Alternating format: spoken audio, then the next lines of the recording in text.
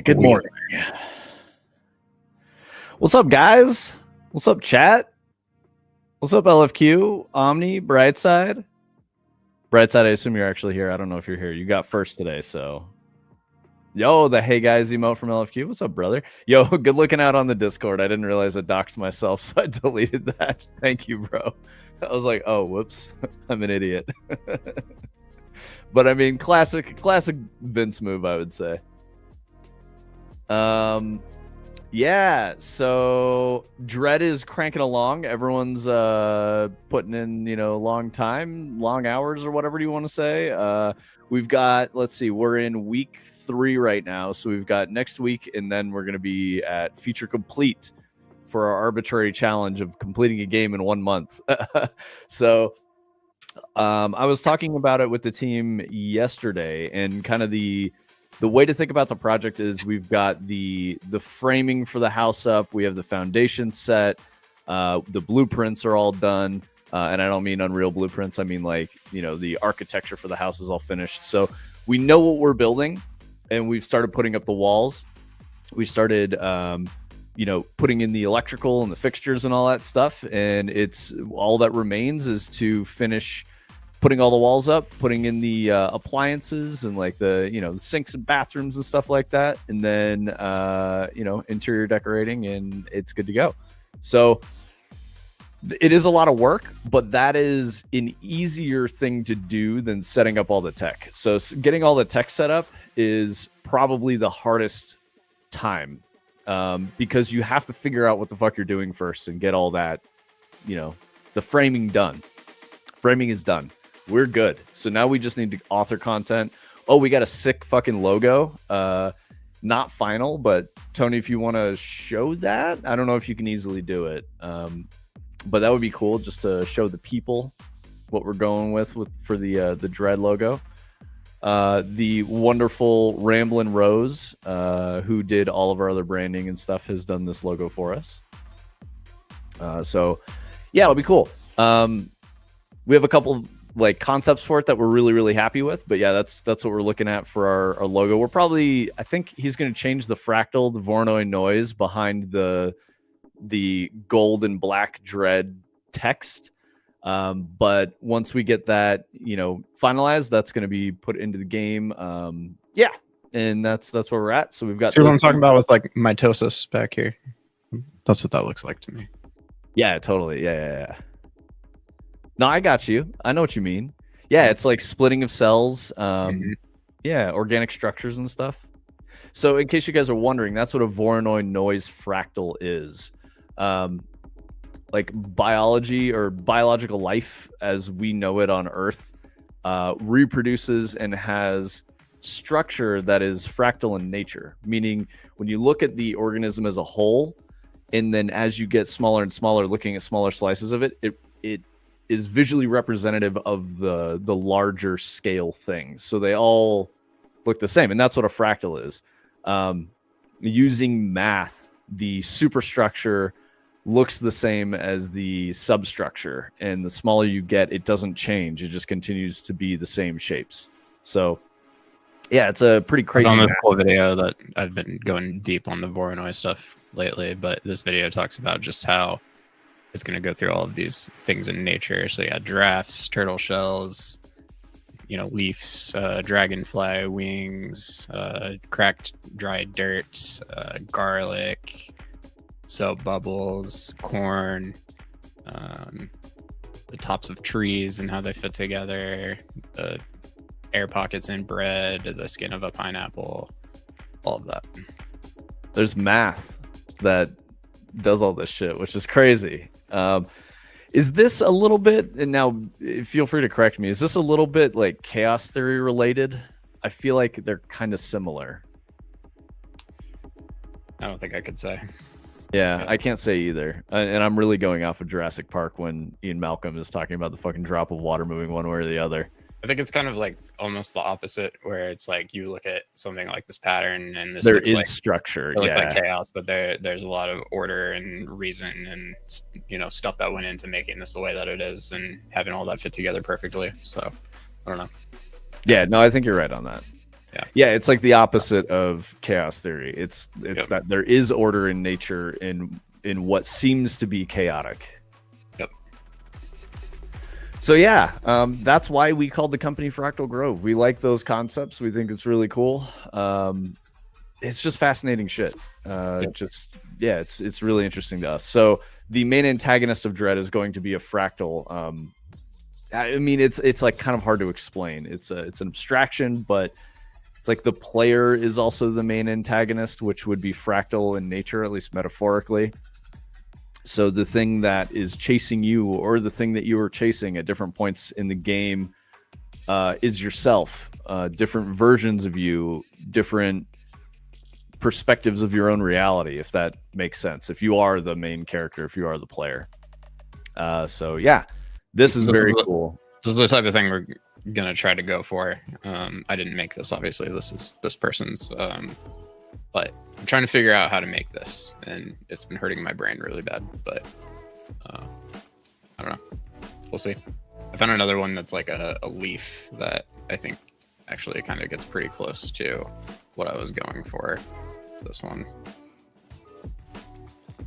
So I don't know. There's a full tutorial for how to build this, but it's in Blender, and Blender's material system and Unreal's material system are pretty similar, but stuff like the Voronoi generator in Blender works differently than the one in Unreal, and it's made it difficult to recreate. So I don't know what to do yet, but from what I understand, you can't make something like this in Blender and then export it into Unreal and have it like do all of the stuff that it does in Blender. And so maybe I'm wrong there, but I don't think that that's the case. So I don't know. Yeah. We can talk about this forest thing that we built. It's pretty cool. Yeah, show this. Okay, so at some point in the game, you will go out of the neighborhood into the interior of the mansion. That's where the liminal spaces will occur. So an example of a liminal space is a forest with no path. You're in between things, and there's sort of not a destination, which is what a liminal space is. So Tony has created a procedurally generated infinite forest, and yeah, it's very, very cool. I know it doesn't look infinite, but the way that it works is when you're in this center area here, it's 20,000 units across, so it's about 2 kilometers by 2 kilometers square. It's a decent sized area, but as you hit the edge of it, you'll Pac-Man and you'll come back in on this side. Of course, instantly it's the same teleport that happens in the neighborhood, and all of these squares are basically tiles. So there's basically 9 tiles here, 3 by 3. And we're in the center one, and each of them is an exact copy of the other ones. And so like this tree that's in the corner here is the same tree that's in the corner there, and it'll be about there and there. And because it's dark and it's woods and stuff, it definitely doesn't look repeating, and it's very large. So obviously like the patterns are 2 kilometers apart from each other. But the idea is just that if you were to hit this teleporter and then teleport back over here, as you're looking across the teleporter right before you hit it, you're seeing all of these trees right here. And then as soon as you hit that and you teleport, this group of trees right here is exactly the same as that group of trees right there. So when you move, the illusion is maintained. And what that means is that you can kind of just walk in any direction here forever, and you'll never stop. You'll just keep kind of looping around, and you probably eventually would start to notice similar landmarks and things being in the same place, but I think it would definitely take a while, and that's something that we're gonna kind of maybe try to mess around with a little bit. And yeah, we're gonna lean into that. So I can I'll show you it working while he's talking here too. So yeah, the game design balance is giving the player a little bit of a direction in a space that has none. So to that end, the concept for leading the player, because they can literally walk in any direction, so we're going to give them a direction to walk in, manifested as a will of the wisp, a glowing light in the forest.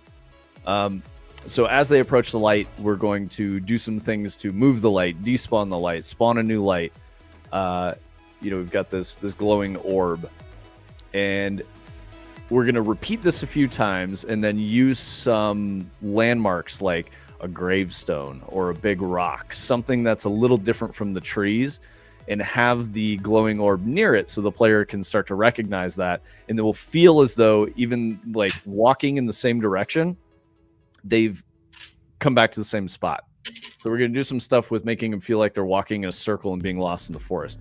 They'll repeat this action a few times, and then instead of the light, they're going to be drawn towards the house again. So they've come through the house out into a forest, and then the house will be there again welcoming them, and they go back into the house, and it will transition into a different liminal space archetype. So the ones that we're thinking about are like the pools. I've got a couple of other ideas. Some of them are like gonna be varying degrees of difficulty. We've got too many ideas for that type of stuff. So let's see, we've got like the pools, library stacks. So like infinite hallways, a corridor filled with statues. So endless hallways with statues and sconces and stuff like that.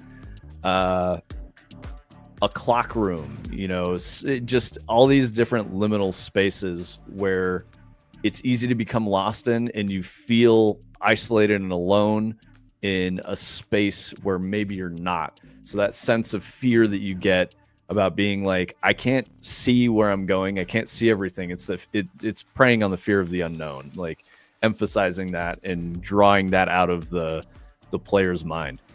So those are how those spaces will manifest. Let's see. Yeah, and I think Tony's got the lighting up here on purpose so that you guys can see what's going on. It's very, very dark otherwise. And you can see the glowing orb off in the distance there. So when it's like, basically, it's not pitch black. There's a starry sky with a moon. And that's what we're going to aim for. But you'll see the cast light through the trees, and it will definitely guide the player, because you can look in every direction. You won't see anything until you see the light, and then you're like, okay, I'm going to go towards the light. And yeah, that's how that'll work. Like this. Yeah, it's not actually pitch black. It's definitely hard to see on stream, but it works better in game. It's easier to see. Yeah, so you get the sense of like, it's very foreboding and spooky when you're in a forest at night in the dark, and you've got this, you know, yellow orb that seems to be peeking out at you from behind trees and stuff. And as you get closer, it gets bigger, and then it moves, it teleports, or a new one appears, or two appear, and then you pick which one you want to go towards. That's the concept we're going with. So we're going to use these. Are they Will o' the Wisps? One of those things, whatever the plural is. But you're going to do that and follow those things. Yeah, exactly, AAA. Don't go into the light, you know, poltergeist reference, all that stuff. So yeah, that's what we're gonna do for this section. Pools is gonna be a different challenge. It's trickier. We may not ship with that many liminal spaces inside of the mansion itself, just because it depends on how complicated or difficult it is to author all that content, because we have the baseline systems there. Yeah, and as far as release date goes, it'll probably be released on the store sometime in November, because the challenge is to make the whole game in 1 month feature complete. Then we're going to do bug bash, then we're going to do a little marketing. We'll set up the Steam page. That should only take a couple of days. But yeah, that's where we're going to go for the whole project. When it's the right time. Yeah, exactly. I feel like that'll be our mindset about it, because I don't know, I worry about pushing it out too fast, and I know that can be harmful for marketing efforts and stuff. Yeah, what did you try to do, LFQ? It didn't like your dot whatever. You put a period in there, and it was like, nope. No links, bro. Oh, that's definitely not a link. That's funny. Wills I am, or Will I ams, Will Isam, Williams. Yeah, I don't know what that guy's pluralization is. But yeah, so that's what we've got going on. I posted a video that I made with Sora that are good vibes. Like it's a good indicator of what Dread is going to feel like, in at least in the neighborhood. I posted that in the community Discord. I want to say it was under general fun. Yeah, general fun. Oh, and I've got another one actually Tony, can you show them that one? The one with the kid saying it's supposed to be empty or whatever? Can we show Sora stuff? I think so. Yeah, right? There's no one has rights to it. It's a unique video. Sorry, I'll find it for you. I'm scrolling. You gotta find it for me. So yeah, I got you, bro. Let's see. All right, there you are. So Sora's really interesting. This was I a won't couple have any different sound, but yeah. It won't have sound? No, it's just a little hard for me to make Oh, the okay. sound. But yeah. Oh, you got the Dodge Charger and Challenger. Well, the sound is useful, but the kid's like, here, let me play it for myself so I can hear what he's saying. Oh, he goes, what is that? It's supposed to be empty. This isn't right. And then the video ends and the loops again. But it was just it was funny. It was like it was perfect. It took a few iterations on prompts and whatnot to get there, but yeah, it eventually got to something that was cool. So for that one video that was useful, that's like 10 seconds long, I made probably like 12 that were just absolutely pointless and goofy and terrible. So that's just how the AI tools work. And then it got to that point and I was like, oh, this is it. That's awesome. So what I will do is I will now post that into the community server so you guys can see that and watch it for yourselves. So let's do this. General fun. There we go. All right, it's in there. I'll tag everyone.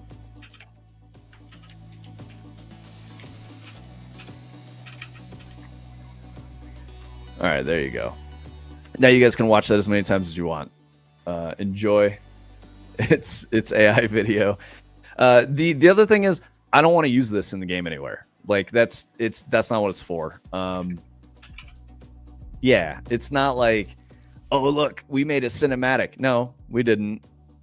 We made a fucking AI video. So but it's good. Also, for what it's worth, most of the shit that I see people using Sora for is like horribly uninspired and not creative. It's like Shaq proposing to Sabrina Carpenter and shit like that. I'm like, what is this? Like, No, why? It was Marilyn Monroe. Yeah. Yep. It's one of those things. It's just fucking stupid. And I'm like, this is what people are using AI tools for, is replicating fantasy real life situations that aren't even like interesting. It's just celebrity drama. What the fuck? So anyway, you can use it to do really cool stuff like this video, I think. So that's really the power of AI tools. Yeah, so let's talk a little bit about the Vigigames news. Let me go see what links I pulled up the other day. I had some interesting stuff. Oh, as I get into it, I want to say his name correctly. Itagaki, Team Ninja founder, the guy that created Dead or Alive and the original Ninja Gaiden, passed away last week on Thursday. Very sad for me because I love everything that guy makes. I love his take on game design. He was unabashedly himself. He was a very quirky guy. Has this famous quote while he was alive talking about how he was crashing out at Tecmo and was working on a game that they didn't release. It potentially was Ninja Gaiden before he founded Team Ninja. And in his interview, he was like, I was drinking heavily every day for 3 months, watching the movie Armageddon on repeat and singing along to the Aerosmith song, and that saved my life. And I'm just like, yo, this guy is incredible. So I don't know how he passed away. There's not really any details on that, but he's gone, and it's really sad because it means we're not going to get, you know, more Itagaki work, and that sucks. That dude was he was an artist and had a very specific vision. So rest in peace, King. I hope you're happier wherever you are now. Yeah. LFQ, were you saying what about the Armageddon quote? That's real. He literally said that shit. makes me laugh so hard. He was like, I don't want to close my eyes. He's like, just imagine this like a Japanese guy like crying and watching Matt Damon put animal crackers in girls' underwear. Yep, literally just on repeat. He said on repeat for 3 months. He would just binge drink and watch Armageddon and sing along to that. And he just fucking loved it. He was like, this saved my life. And it was because, you know, he was going through a really tough time. He was working on a game that got canceled at Tecmo, and I think he might have also been released from the studio, or he resigned in protest. Kind of like a, you know, a big artistic crash out, if you want to call it that. But like, you know, he was going through some tough times, and they were like, how did you, you know, bounce back from this hard moment? And he's like, I watched Armageddon on repeat, and I binge drank and sang the Aerosmith song.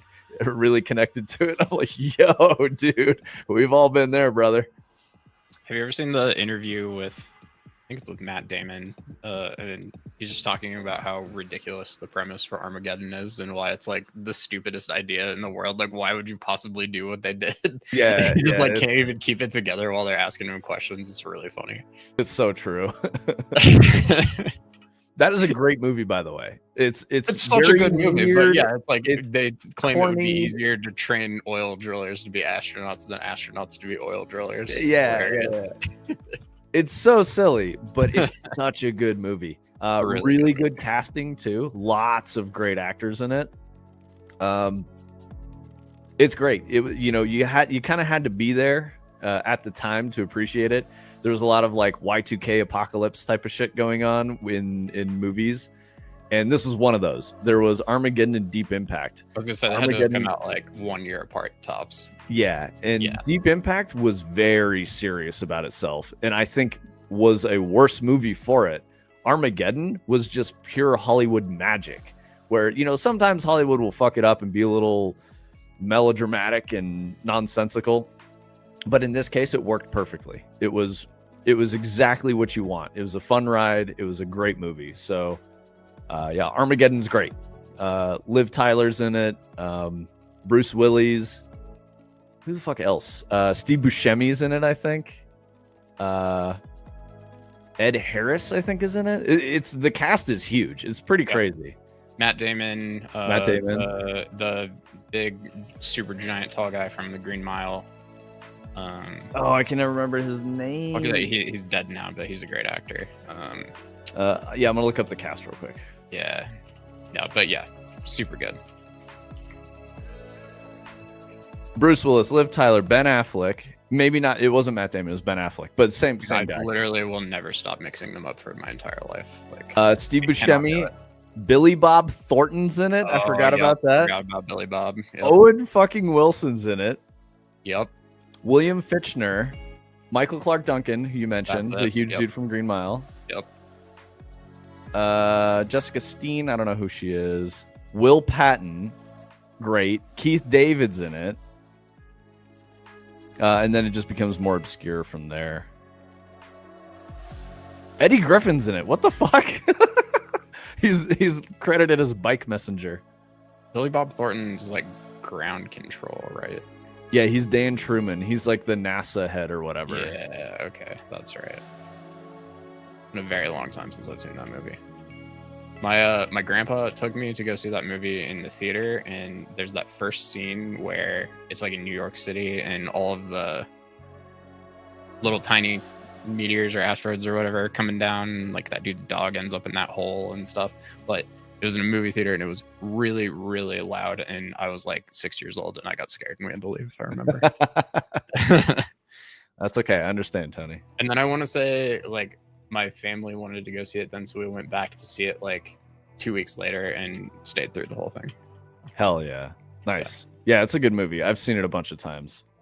It's very, very silly. It doesn't, like, if you go, why would they choose to do that? It doesn't hold up, but that's kind of the question throughout the entire movie.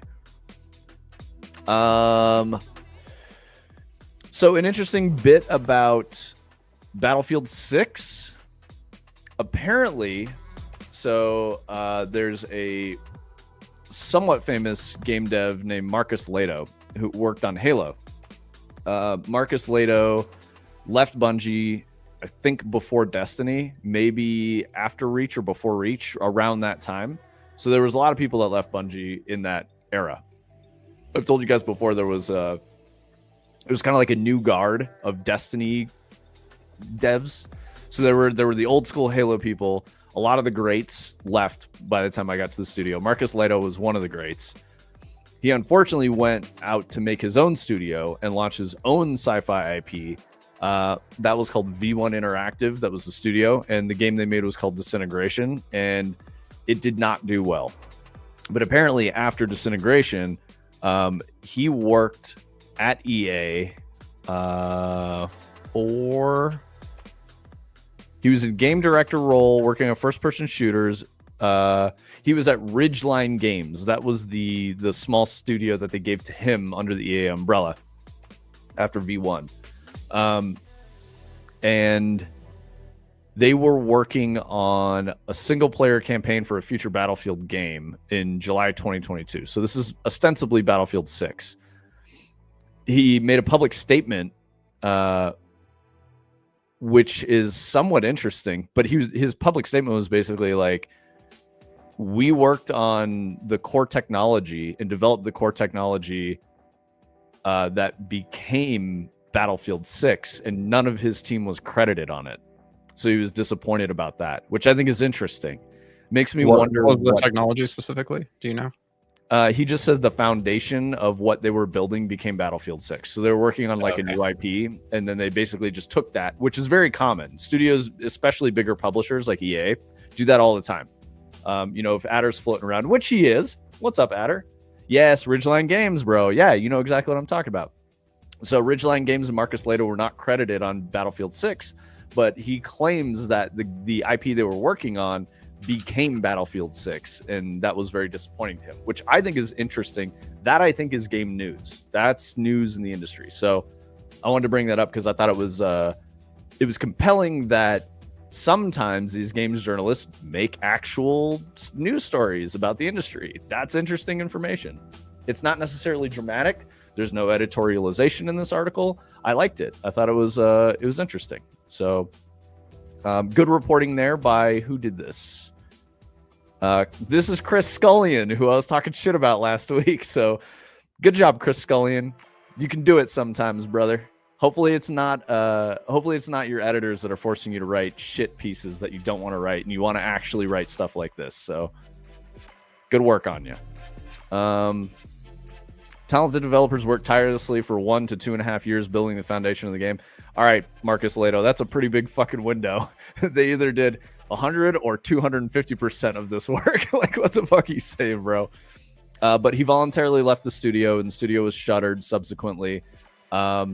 Despite their significant contributions, most of who were laid off were relegated to a special thanks section at the very end of the credits. Several were omitted entirely, including himself. So he was disappointed about that. And then in this interview, he said, out of respect for my colleagues and the awesome work they poured in the project, I want to take a moment to properly recognize them, listing their names and roles as I would have preferred them to appear in the credits. So good job on him for mentioning that, which is really cool. I love that. And let's see. Okay. On the flip side, I want to, who wrote this one? Yuji Nakao. So this is Ninja Gaiden 4 review, and I hate this, and I hate it not because, so my opinion about Ninja Gaiden 4 is different, but since we were talking about Itagaki and his passing last week, I want to mention Ninja Gaiden 4 because Ninja Gaiden 4 just came out or is coming out this week. It came out like 2 days ago. Yeah, okay. I don't want to play it. And there's a reason why. As I read this review, this reviewer says Ninja Gaiden, famous for its level of difficulty. In 2004, Itagaki responded to criticism that Ninja Gaiden was too difficult by claiming it was intentional. Quote, the testers who tested this game went nuts. At first it was easier, but when the testers said, this is too difficult, I made it even more difficult. My goat Itagaki, rest in peace. So the thing that this reviewer goes on to say about Ninja Gaiden 4 is the difficulty is still there. You just have to opt into it. It has difficulty accessibility settings such as auto evade and auto block. So you can let the game play itself for you on the easiest modes. What the fuck are we even doing? That shit is so disappointing to me. A game should be a game. We should not be accounting for that shit. So that's very annoying to me. I don't like it. But then this reviewer goes on to say the combat gets very repetitive despite the legacy that comes from Ninja Gaiden, which I would actually say was apparent in Ninja Gaiden 3, which I did not like Ninja Gaiden 3. It felt fucked up. It didn't feel like the same game. I almost feel a little bit that way about Sigma and the re-release. You know, it wasn't faithful to Itagaki's vision, which is a part of the problem for Itagaki, right? Yeah. So what I don't like is this guy says, you know, there's difficulty in there. This guy or girl, sorry. There's difficulty in there. You can. He's basically the author is just glazing the gore and the visual spectacle of the game and the button mashing and all this other shit. And it's like, if you don't want to button mash, play it on harder difficulty. Then you actually have to like use the game's mechanics. And I'm like, why would you make it so that you don't have to use the game's mechanics to beat the game? It's just not the same thing. That's the point of the game. So anyway, I don't like this trend in game development. I want to see it go away. I think it sucks. But that's just me. So that's my editorialization on this specific subject matter. I also really don't like that most of the game is played as the new protagonist, who is called... let me find it here for you guys real quick. Previous games were handled solely by Team Ninja. Yakumo. Yakumo is the new ninja. It is not Ryu Hayabusa. Ryu Hayabusa does show up in the story, says this reviewer. But yeah. I don't know. I would have done another Ryu story. Even Ninja Gaiden 2, as silly as it was, where he's like working with the CIA and shit. He's in like New York and Paris and all that. It was fun. I thought it was fun. It was a good time. So that's Ninja Gaiden and Itagaki news. I'm going to catch up on chat real quick. Tony, don't forget the crackle fence paint on every damn thing. Maybe turning cog. We're going to do certain things. We want. He's just making a joke about. We were talking about HGTV and how they do war crimes on properties sometimes. Oh, to distress stuff. Yeah, I got you. Adder said Activision does it all the time. They even omit their own devs, myself included in Destiny. My first couple CODs. Yeah, man. I know you worked on Destiny, Adder. So don't worry about it. You're credited in my heart, man. Also, don't want to miss out on saying hi to Turning Cog. Yeah, what's up, Turning Cog? Special thanks is how they get you. Yeah. Omit, you complain about it. They put you in additional help. Lamau. Yes. Activision would patch out devs' names and credits of who left at some point. Yeah, dude, that shit even happened at Bungie. I remember there was like a huge situation where some people left and they were like, you know, people working on the game went to leadership and they're like, hey, what the fuck? These people worked on the game. Why are they not listed in credits? And so, of course, the studio was like, oh, our bad. We will fix it. But traditionally, this is how we approach accreditation. It's very silly. You had to basically be there for release. If you weren't there for release, you weren't going to get in the credits. I don't ever want to do that. We're not going to do that at Fractal Grove. We're going to credit people for helping. There have been significant amount of contributors to Dread, and you guys are all going to get credited for it. If I miss you, please let me know. We'll patch it in and make sure that you can have your name in the credits and all that. So we're also going to credit the community. All of you lovely people in chat, everyone who supported Fractal Grove, you guys will also be credited.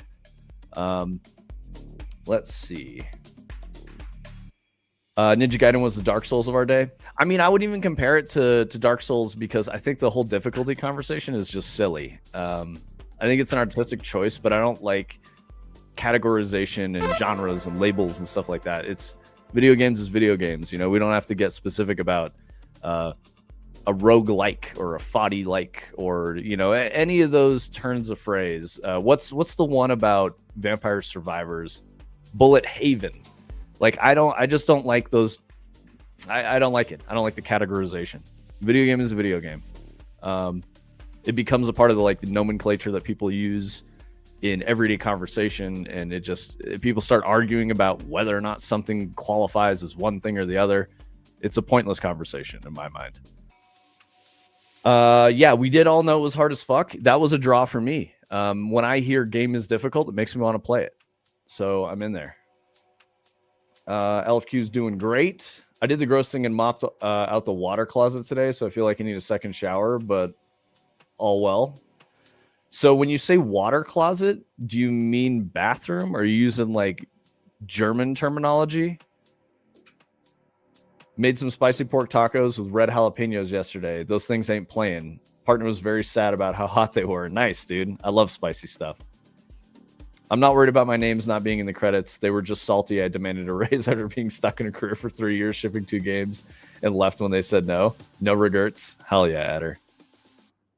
Survivors was floating around for a little bit. Yeah, I hate that shit. Vigigame equals Vigigame. Exactly, LFQ. Yeah, the fucking toilet room. All right, there we go, turning cog. Yeah, the fucking toilet room. You had to mop it out because you blew the toilet up after your spicy tacos? It's crazy, bro. Turning cog is doing work on his plumbing. Tony, what are you doing in the house right now? I'm working on the transition that we already made to the forest. So I wanted to cut off this doorway so that I had to go up the stairs. Nice. And then we're going to do the thing where like the top of the house is going to disappear when you can't actually see it anymore. Very cool. Yeah. So awesome.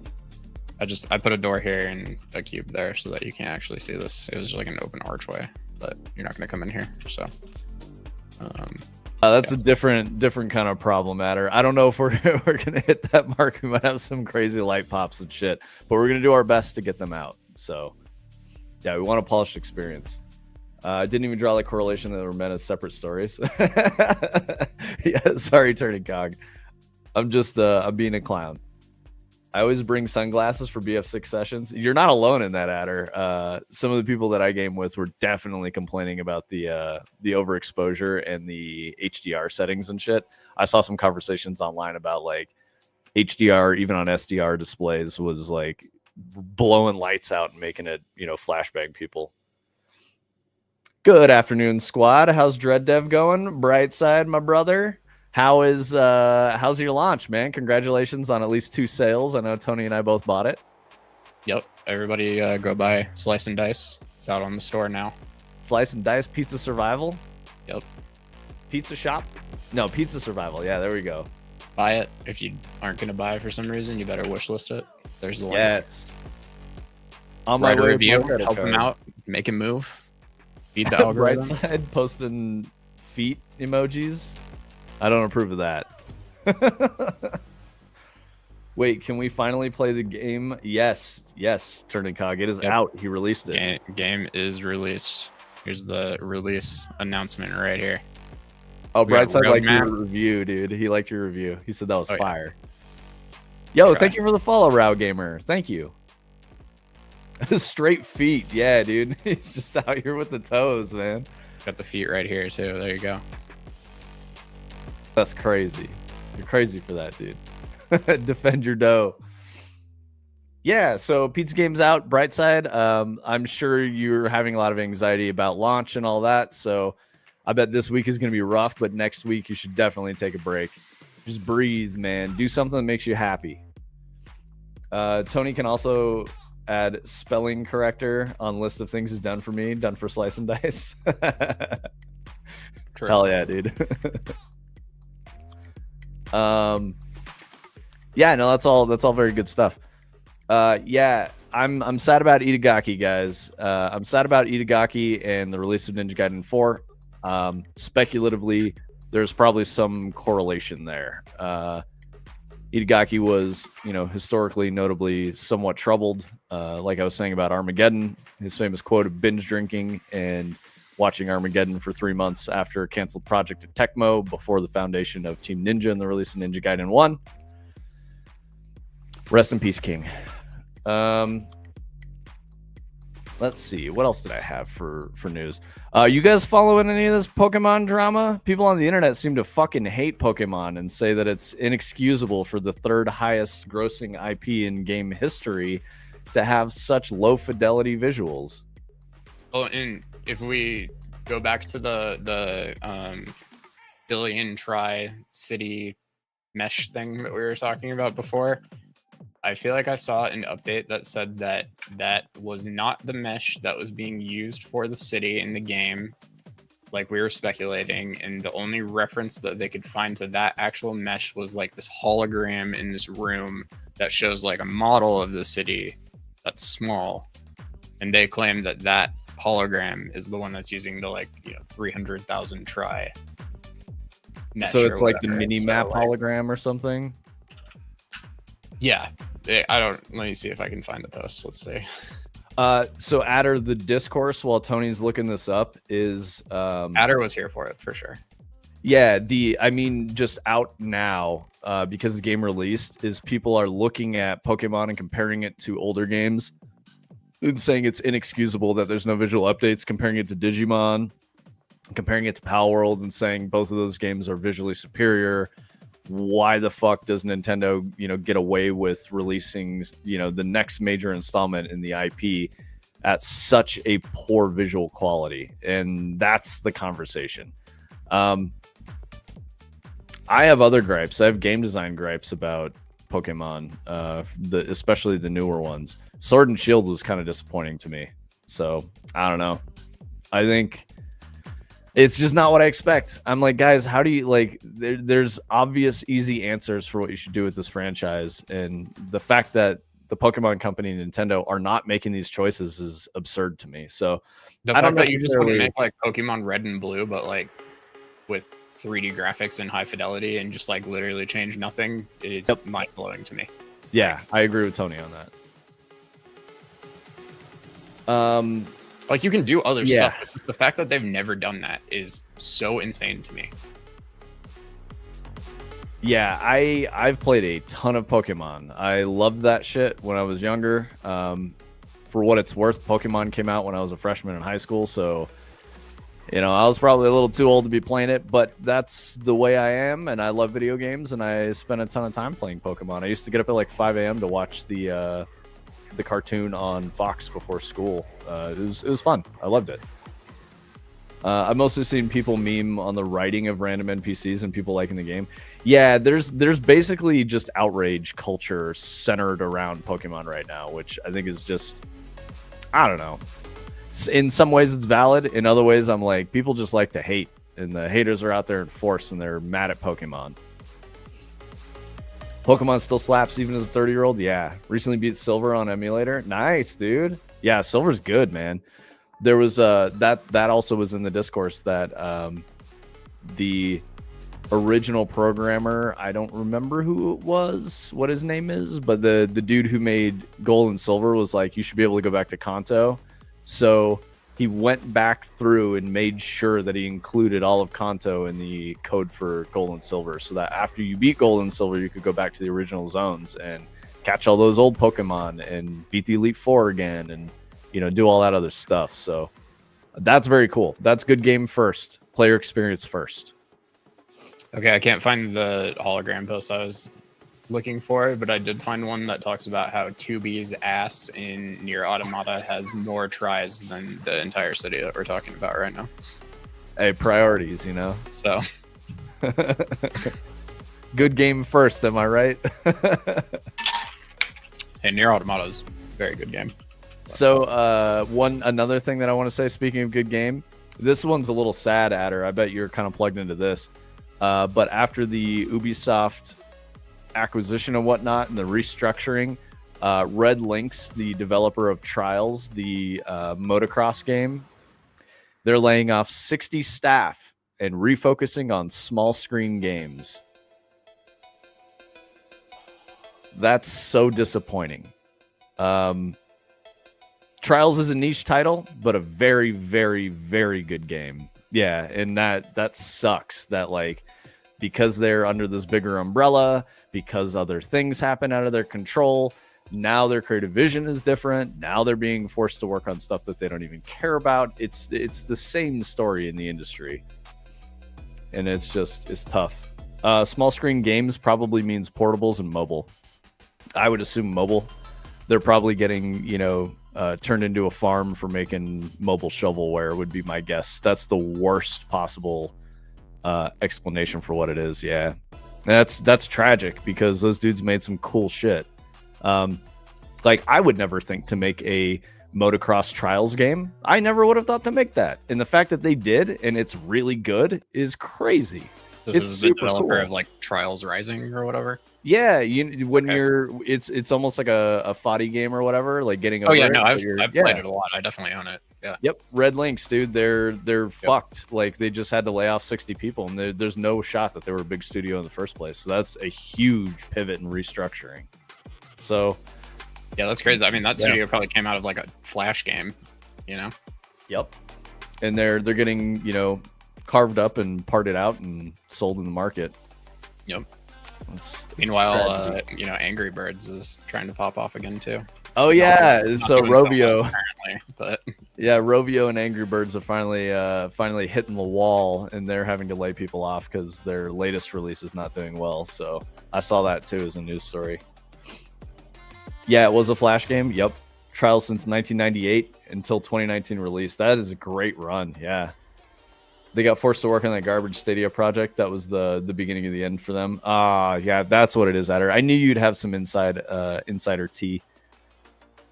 Man, I love games, guys. Why are we doing this? I mean, it's good for us. It's good for us. There's space for us now. Easier competition. Easier for the little guy to get in there and take a big swing. So that's all positive. It's all good stuff. For us, it's bad stuff for gamers, bad stuff for AAAs.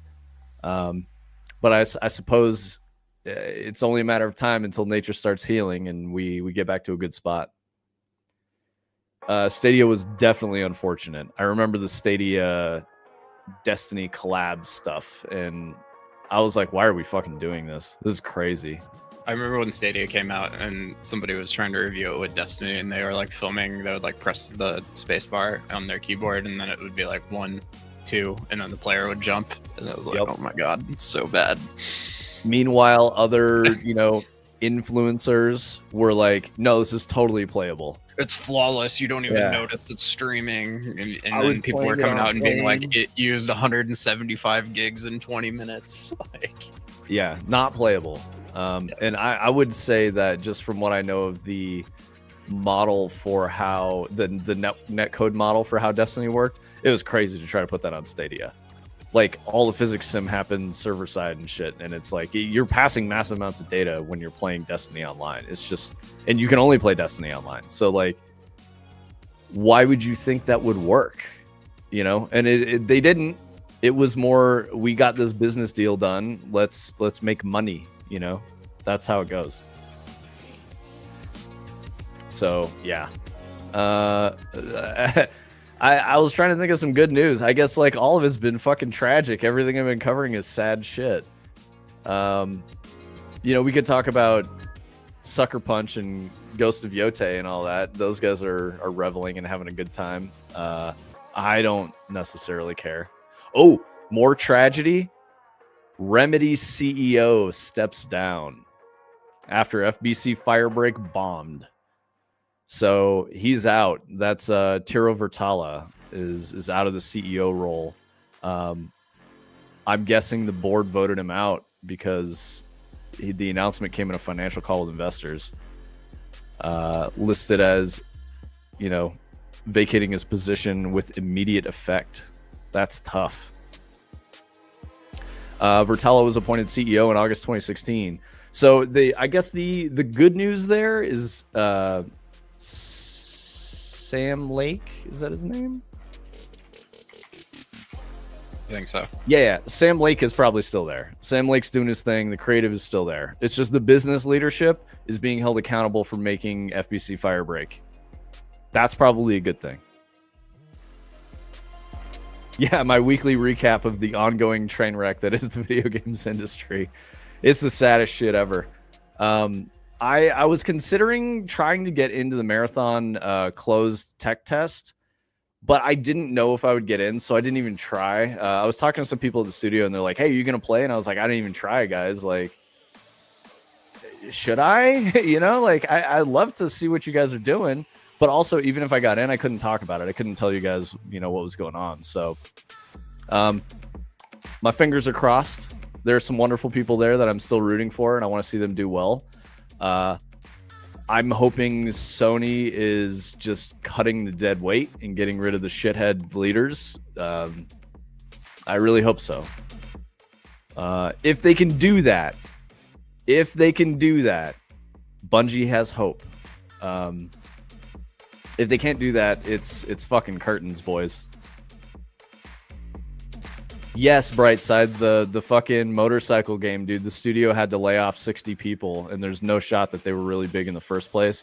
And they're being forced to refocus on small screen games, which we don't know what that means. It could be mobile. But Adder was suggesting that means they're like a mobile slop farm now, which is fucking sad, dude. The game's been in development for 30 years. Yes. Stevie, what's up? Yeah, wild to go from Alan Wake 2. Well, they didn't go from Alan Wake 2. They went FBC Firebreak, which did not do well at all. It was kind of in the Control universe. So they had the same, paranormal anomaly things, but it was more of like an action shooter. I think it was multiplayer. It was like kind of a departure from what they'd done before. And I think they were trying to capitalize on the success of Control and like make a more broad audience version of a game like Control. Obviously didn't resonate with fans. No one really liked it. It did not do well. It had some technical problems at launch, probably rushed to get out. So it caused a lot of problems for the studio, which led to the CEO being removed from his position. So,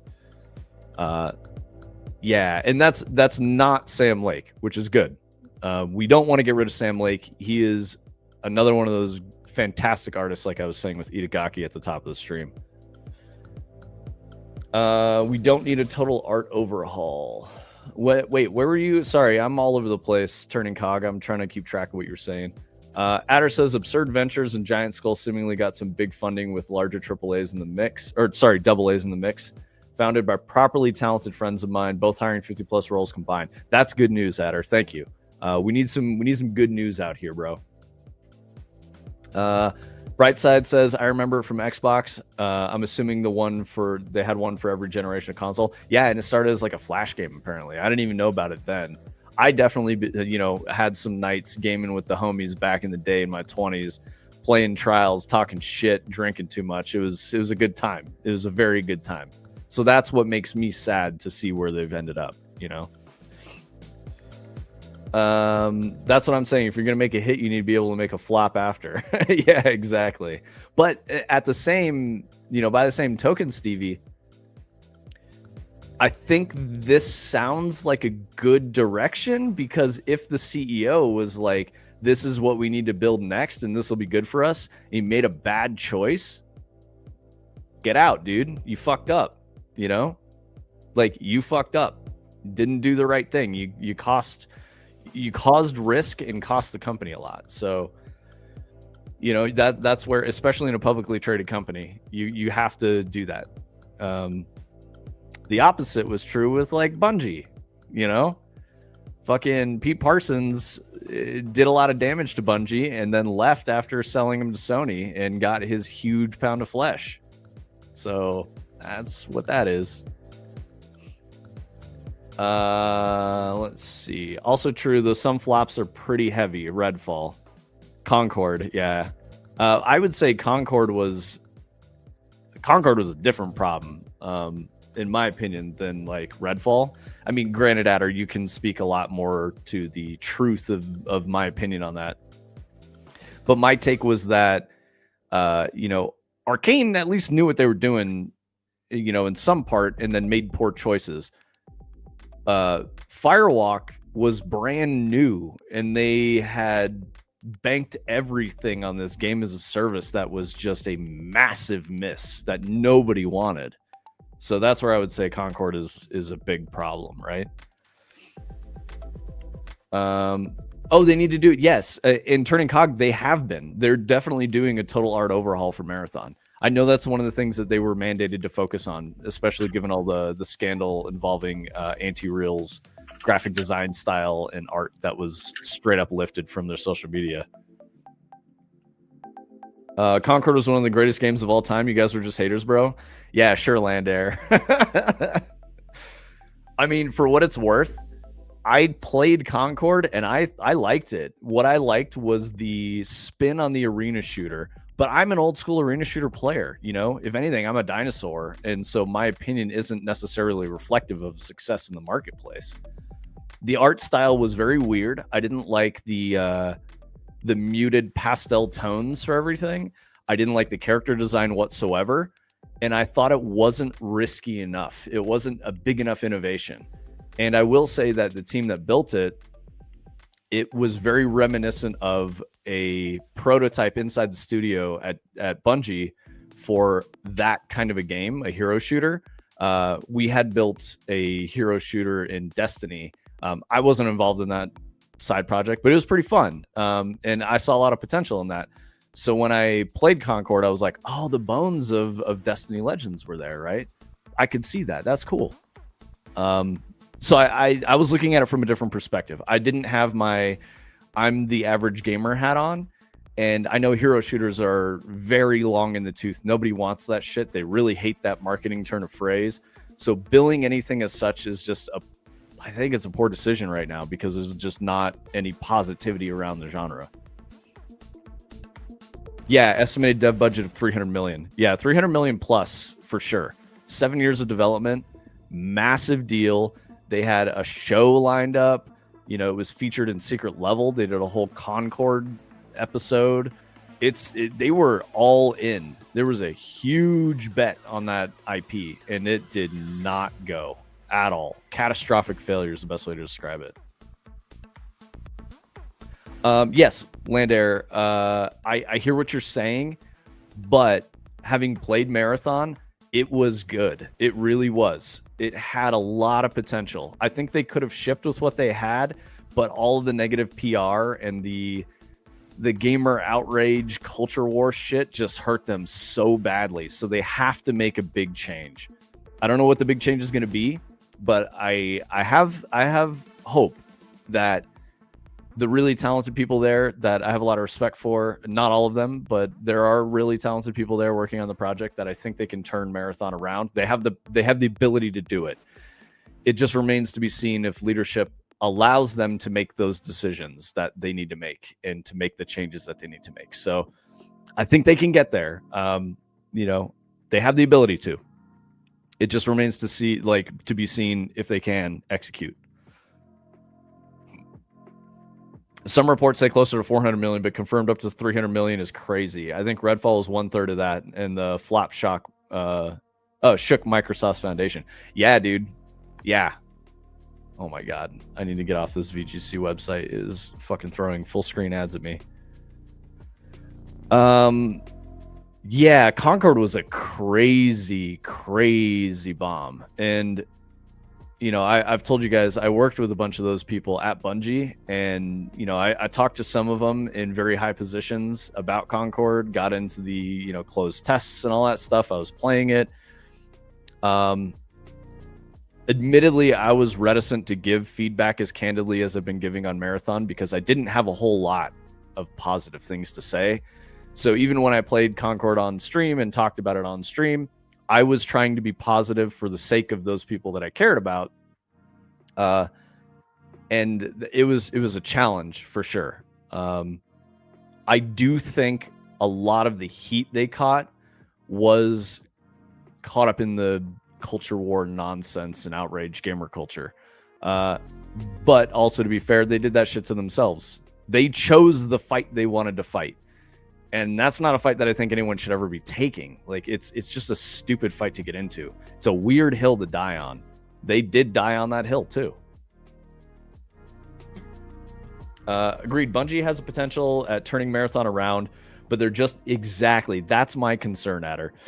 There may be too many politics in the way with the current drama. Yeah, I'm really worried about that. I think it all depends on the Sony leadership team, and if Sony is reading, the tea leaves or the writing on the wall correctly, and if they're able to say, like, guys, you can't do this shit. You need to do this other thing. And if they're able to drive that well enough, that could be enough support for those really good creatives to make the thing they need to make to fix Marathon. And I don't mean fix as in it's broken, but course correct to make it something that gamers want to play. I think that's the hope, right? Speaking of ads, the day AWS was down, it also took down some ad services, so it was a good day to browse. Yeah, dude, yes, absolutely, LFQ. It's hard for talented devs to output quality when they're swamped by internal BS. That was a big reason for the Redfall issues. I mean, that was a big reason for my issues with Bungie when I was there. I made shit that I wanted to make, and a lot of people didn't like it inside the studio. And I just stuck to my guns, and because I didn't play ball, they didn't like me. So that's how it goes. Bungie needs to just let their core team just do their thing. Let them hit that, yeah, and throw down some heat. Yes, Adder. Yes. Let Lars be Lars. Don't make him play political games, Let him do his fucking thing. That dude's a great designer. He knows games. As much as people want, Destiny fans want to like talk shit about Gambit as a game mode, I thought Lars had remarkably sound vision for what that was. I really liked it. I thought it was very cool. It needed more polish, and just from my insight being in the studio and knowing how that was developed, Lars didn't have the full latitude he needed to make Gambit really, really, really good. He had to keep his vision in line with certain goals that leadership had. And I really hope they just get the fuck out of the way. They need to let these people do what they're good at, because those business motherfuckers are not good at that. They're terrible at it. Big data analytics, focus groups being like, this is what people want. No, you don't fucking know. The average gamer who's going to buy a game doesn't participate in that shit. They're like, it's really as simple as make a good game first. Look at Battlefield 6. It's a fucking good game. They just made shit that they thought would be fun, and it is fun. Like it's that simple. Yeah, bright side, cheers to that for sure. Lander with the what is this? John Ruth fun. Bro, you guys are such haters. Battlefield 6 is very fun. I think you guys are just playing it wrong. I'll say this. I played the other day. We didn't play any objectives. We just worked as a squad in vehicles, and we used the IFV and used a spotter in the anti-vehicle missile, and I shot down like probably 12 aircraft in one game of escalation. We lost the game, but it was fucking fun, dude. They could not establish any air superiority whatsoever. It was really, really funny. Battlefield 6 pacing feels off to me at times. My biggest complaint is the crazy amount of snipers. I mean, I think it all depends on the map. You just got to play different game modes. I have the most fun when I'm switching up the game modes and the maps, going from like small scale to larger scale. I like Conquest. I like Breakthrough. I like Escalation. I like Team Deathmatch. I like King of the Hill. If you're playing a bunch of different modes, the game it's just more interesting, I think. We do have to reel the devs in a little, or else you end up with Randy Pitchford's running wild. I wouldn't consider Randy a dev at this point. He's a leadership business person. Yeah, no, I'm with you, Adder. Exactly. You just got to play CQB Lockdown playlist. Squad Deathmatch is so rad. Yeah, it's a really nice switch up. And then you go from complaining about snipers to complaining about shotguns. But, it works. It's fine. That's the way I was playing the other night too. We, after we did large scale combat for a little while and we started to get a little bored of it, we just switched to team deathmatch and had a good time. And then we did, we hung out in a building, 3 of us holding different angles with shotguns, and we didn't die, and it was fun. We just, We got like, you know, 7 to 14 kills each, and it was a good time. 0 deaths. We just rezzed each other and supported and blasted away with the shotguns. I'll be right back. Yeah, no worries. Damn, how many stupid tweets you got to make to get demoted to USB stick guy? So I would argue this, bright side. Randy Pitchford wilding out on social media is actually good for his brand because he's a personality. People want to see what other crazy shit that guy's going to say, you know? And he's not saying too crazy of shit. He's just being real and popping off. And, you know, I'm sure they have conversations internally about whether or not Randy should be allowed to tweet. And he's probably like, I'm the boss. I fucking tweet. Let me do it. So, you know, for what it's worth, he's a heel and he plays the heel well, dude. Everybody hates to love a bad guy as much as of a douche as he is. Yeah, exactly. Everybody fucking like it works for him. You know, he found a spot. He's doing his thing. For me, I don't think Randy Pitchford's the problem with Gearbox. I think Borderlands is the problem with Gearbox, and I don't like Borderlands, but call me crazy. I know that's going to make people get really upset too. But that's my take. I don't like Borderlands. I don't think it's a fun game. I played Borderlands 2. I was like, okay, I get it. I see the formula. I liked it. I don't want to play it again. It's just not for me. I don't like the art style. I don't like the writing. I don't like the characters. I don't like the wacky guns. It's just not it for me. Borderlands hasn't had the magic since 2. Yeah, see, like Stevie, I just could tell. I was like, if this is the magic, I don't think there's any way that they could get better than this, and I don't want to spend my money on it. There's other games I'd rather play. That's not to say because it's good or bad in a lot of that, you know, objective quality level that I talk about. Literally just my opinion in this case and my personal taste as a gamer. So for you guys, what I've been playing lately, not that I've been playing much because we've been really, really hard focused on Dread. But what I have been playing is Battlefield 6, and I've been playing Final Fantasy Tactics Remaster or whatever, right? The Ivalice Chronicles. And it's been really fun. I've been really enjoying that. Borderlands 4 has some cool boss fight art, but that's about the only thing. Is it worth the deep sale price? Honestly, Brightside, if you like Borderlands, 4 is probably worth the sale price. I would say that. I know I don't like Borderlands. And a lot of it is because, for me, and I think it's because I'm too lost in game designer land. When I get a reward or a celebration in a game with randomly rolled loot and shit like that, it does nothing for me. I don't get that. People talk about the dopamine hit of, oh, I just got, look at all this cool shit I just got. I don't care. I literally don't care. I prefer a more linear progression with unlockables, and I can like set goals for myself and like go achieve that. That system works for my monkey brain.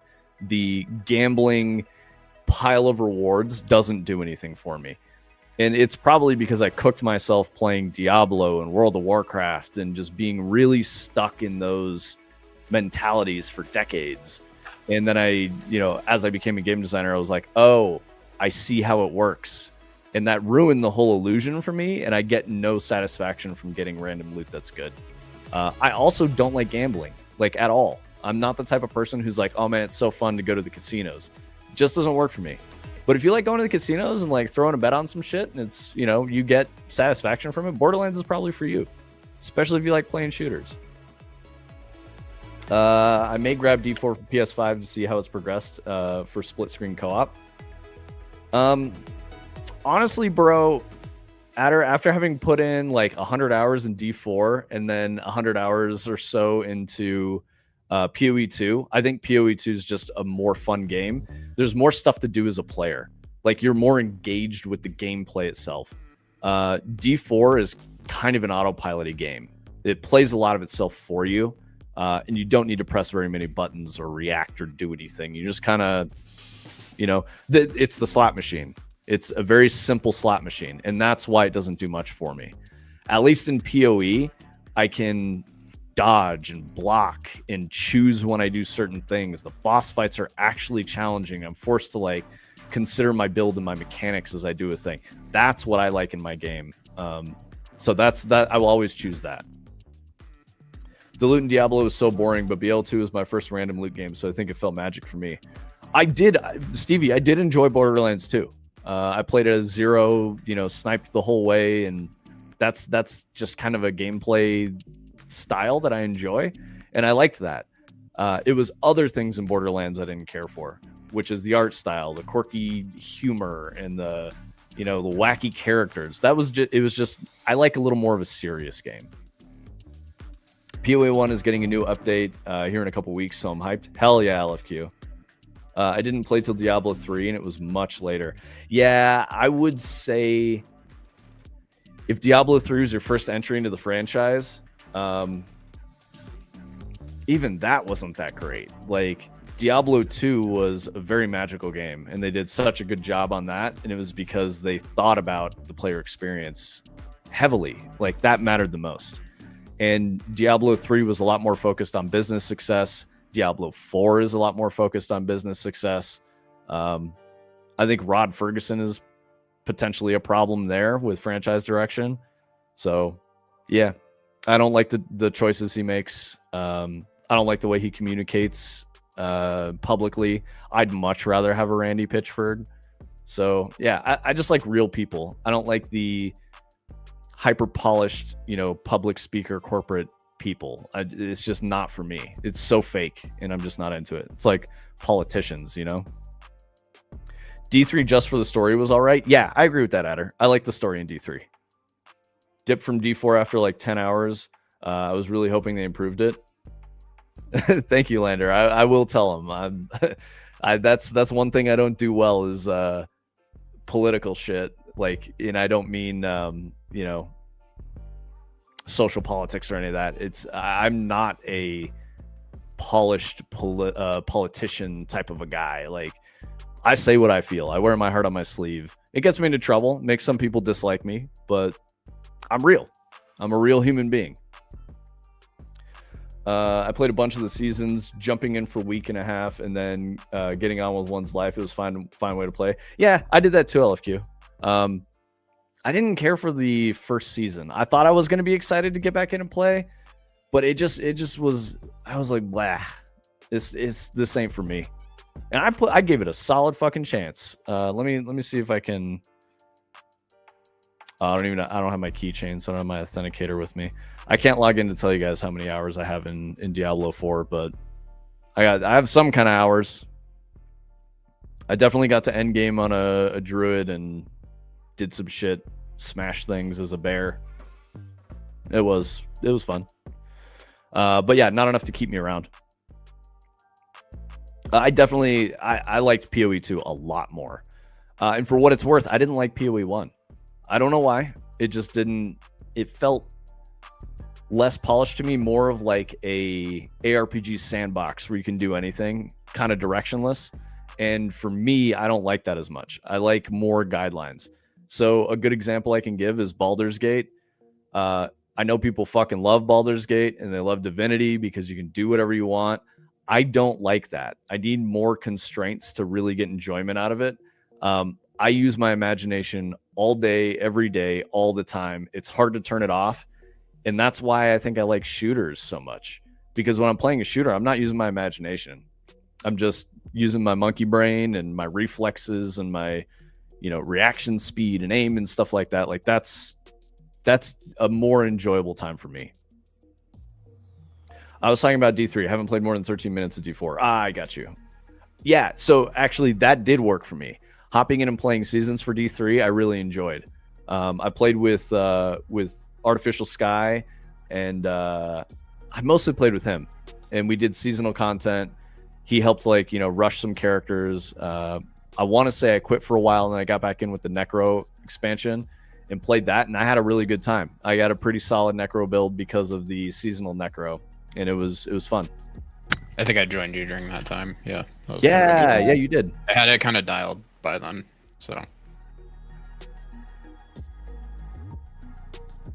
Yeah, LFQ.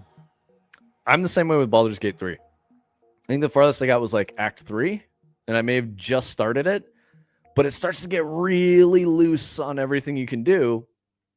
And I know that's what people love about it.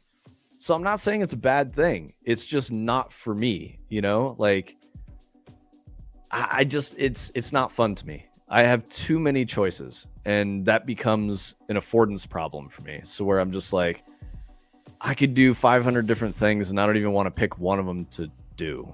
So that's how it shakes out for me as a gamer. Let's see, what else do I have here? We talked about that. I don't care about the Avatar game. Oh, this might be interesting. Let me see what the date is on this. There's a bunch of classic Japanese shmups on Steam that are going to be delisted on October 31st. So if you guys want to go get them, this will be your last chance to have them on Steam. They'll stay in your library, but it looks like the licenses are expiring. It's not Ikaruga, is it? No, it's Strikers 1945, Strikers 1945 2, 1945 3, Gunbird, Gunbird 2, Gunbarrick, Samurai Aces 1, 2, and 3, Soul Divide, Dragon Blaze, and Zero Gunner 2. So if those are shmups that you like and that triggers any nostalgia for you and you want to play them, you can currently buy them on Steam, but they will be delisted because of license stuff, speculatively, at the end of the month. So if you want to get that shit, go snatch it up, because you'll have a chance to keep it in your Steam library forever. But otherwise, you're going to lose out on being able to play them on Steam, potentially indefinitely. See, Adder says, ooh, Gunbird is awesome. So I knew it would hit with one of you guys. These are from the 90s and early 2000s, and they're shoot 'em ups.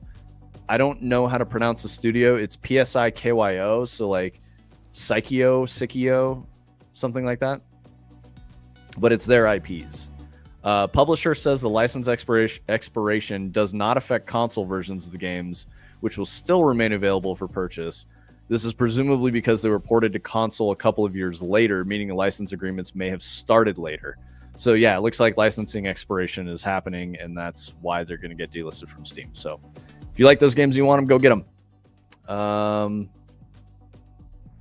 Let's see what else we got in here. Bruh, come on. Oh, let's talk about the Rovio thing. Rovio's laying off 36 staff. Angry Birds Dream Blast has not been performing as expected. I didn't even know they're still making fucking new Angry Birds games. So I don't. That's who's the kind audience? of the reaction that I've heard every time this comes up. So. Yeah, who's the audience? Is it like 2 to 8-year-olds that are playing it? Those are the only people I know who played Angry Birds in the last like 15 years. And I know a big part of the outrage too is that they delisted their entire catalog, and people don't think that this new game is very good. So, shit. Yeah, I don't know. You can't even play OG Angry Birds?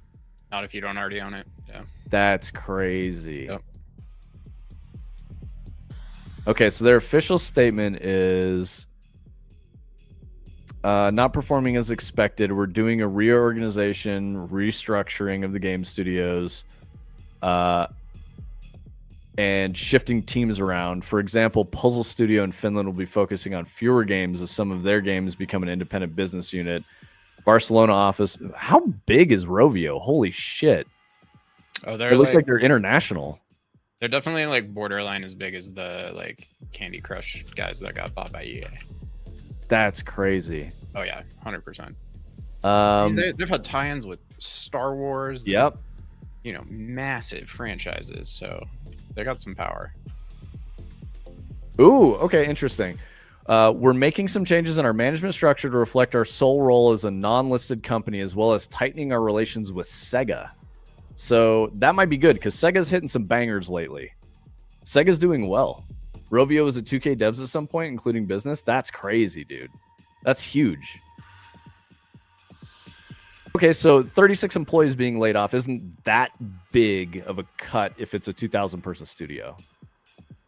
Turning Cog didn't know about the Star Wars crossover with Angry Birds. Here, let me find it for you, Turning Cog. It had to have been, you know, probably 2012.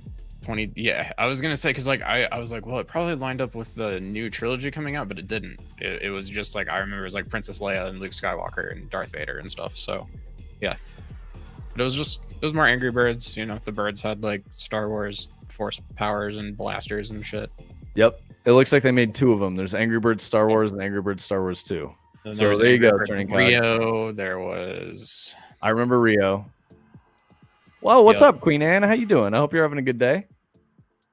I was a lifeguard in college, and I remember playing a lot of Angry Birds on my breaks because they were not very long, and it was kind of a new novel thing at the time. Letting the children dive in the shallow end while you play Angry Birds. No, dude, I was like at Scott Carpenter Pool, and there's like 25 lifeguards. I had to like rotate. Yeah. Yeah. So that's the Angry Birds stuff. That's weird. So yeah, the Rovio's finally hitting the crunch, I guess. Slipping a little bit. Do you guys know anything about the Xbox ROG Ally or whatever the fuck it is? It looks like there's a report that the next Xbox console is a premium system, which shares some of the thinking behind the ROG Xbox Ally. I don't know what that means. It's a very interesting thing with the Ally because they're trying to kind of pass it off like this mobile Xbox console, but it's a PC. And there's a lot of people who got, I would say, kind of bamboozled into feeling like if they bought one, they would be able to play every digital Xbox game they owned. And that's not the case. Like, if you can't play it on your PC on Game Pass right now, you can't play it on that handheld.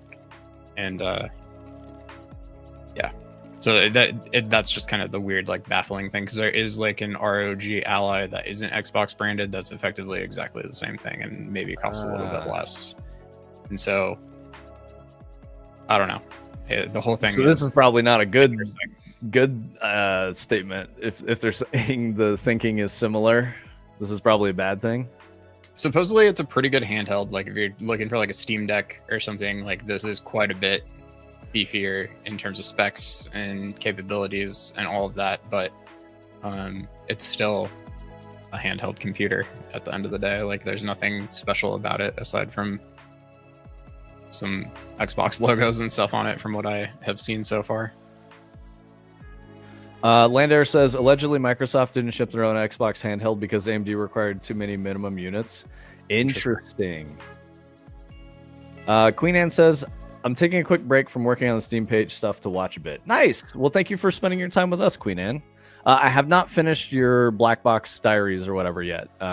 We've been really focused on Dread. We've got about 2 weeks left, so we're halfway through this week. So we've got a week and a half or so. So, arbitrary deadline for us, but it's a very good exercise, and things are coming together really, really well.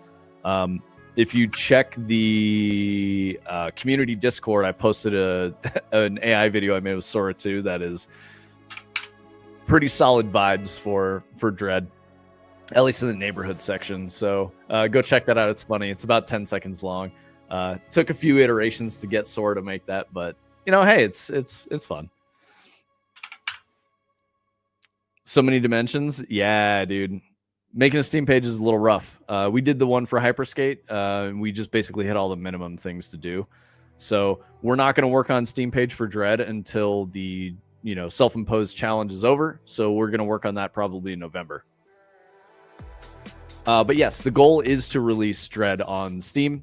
That's definitely what we're going to do. So it will be out there probably with a November launch is my guess. We're going to be feature complete in a week and a half.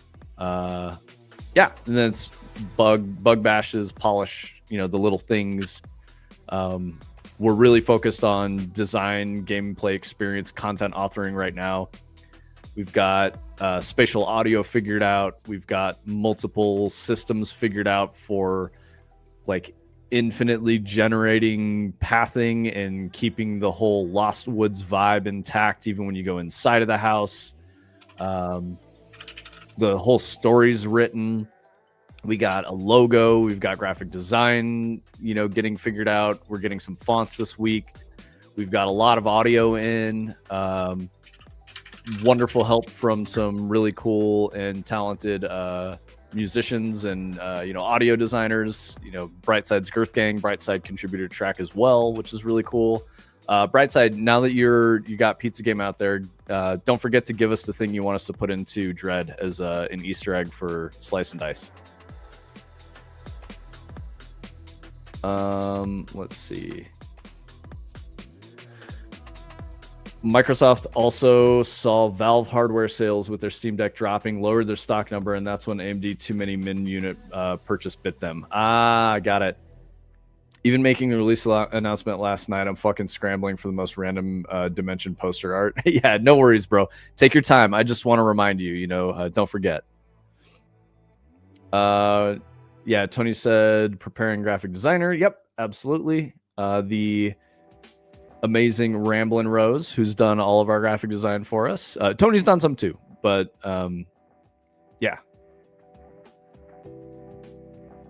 Oh, you mean the capsules? Yes, it's bad. Yeah, Steam pages are tough. Marketing image sizing drives me crazy. Way too common. Yep.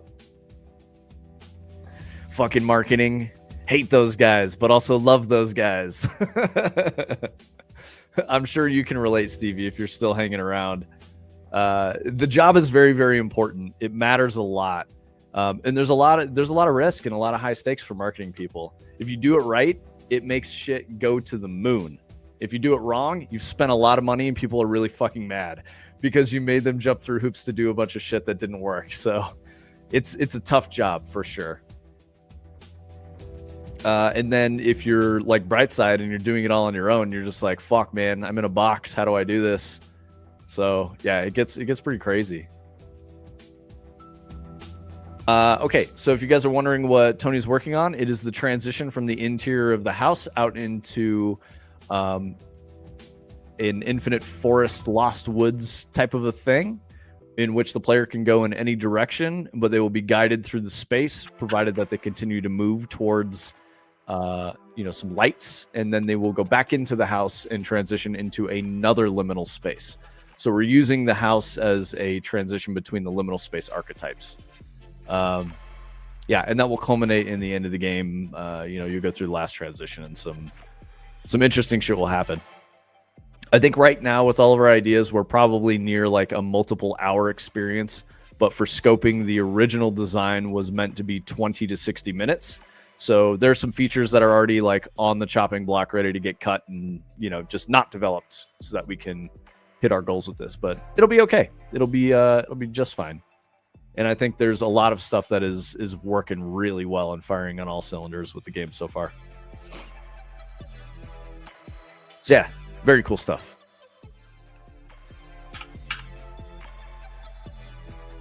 It's more of like a meeting in the middle, Brightside. So I'm doing production on this to, in addition to like creative direction and design content authoring. So for the first like week for the first like 2 weeks, it was about building technology to service the gameplay experience, which Tony has been absolutely fucking crushing and doing a really good job on that, making some stuff that nobody's ever really done before, which is always the case. Tony's the goat at figuring that shit out. And then Simple Sins has been helping facilitate design toolkit stuff. So like one thing we needed was the ability to place an audio source with attenuation using an audio manager. So being able to use design markup to place like a blueprint, you throw that shit into the level. Oh my God, I need to get the fuck off of this website. Sorry, it keeps spamming me with ads. You put a thing into a level and you can see the spheres of attenuation for like drop off for how that audio source works. You can assign a specific sample or an audio clip to that blueprint, and you can change it all in the properties panel. The words are escaping me right now. Under the outliner and shit. So being able to adjust that really easily for design, that's just one of like 10 things we have to do content authoring. So we're at the stage now where content authoring needs to happen. And we gotta, that's a part of what I do. So we're fucking going hard at that. That's this week. We're getting in there, as soon as stream's over, I'm going to be hitting that really hard with Simple Sins and figuring things out. I was playing with the scale of the neighborhood yesterday and different landmarks, the weenies, as I was talking about a couple weeks ago, to guide the player along the correct path. So I think I have a good vibe for how long the street needs to be. And the balance there is how long does it take the player to walk down the street, and is the right way being spoiled before the player gets to the intersection or not? Because the goal is player is, at a four-way intersection. They walk up the street towards the four-way intersection. They get there, and then they choose straight left or right. And when they choose that, different outcomes will occur. We want to use audio and visual tells near that intersection to be like, this one is the correct direction to go in. And if you go to the wrong path, you'll reset back to the beginning, and it'll be seamless. You'll walk down the street, and that's already working. So when you walk down the street, you just end up at the very beginning where you started. So you'll go through that a couple times on the right path. And when you get to the end of that, the spooky mansion will be at the end of the street, and you walk into the open door. You'll transition upstairs. So as you go up the stairs, you'll come out into this infinite forest thing that Tony's building that you guys see with the floating orb and all that shit.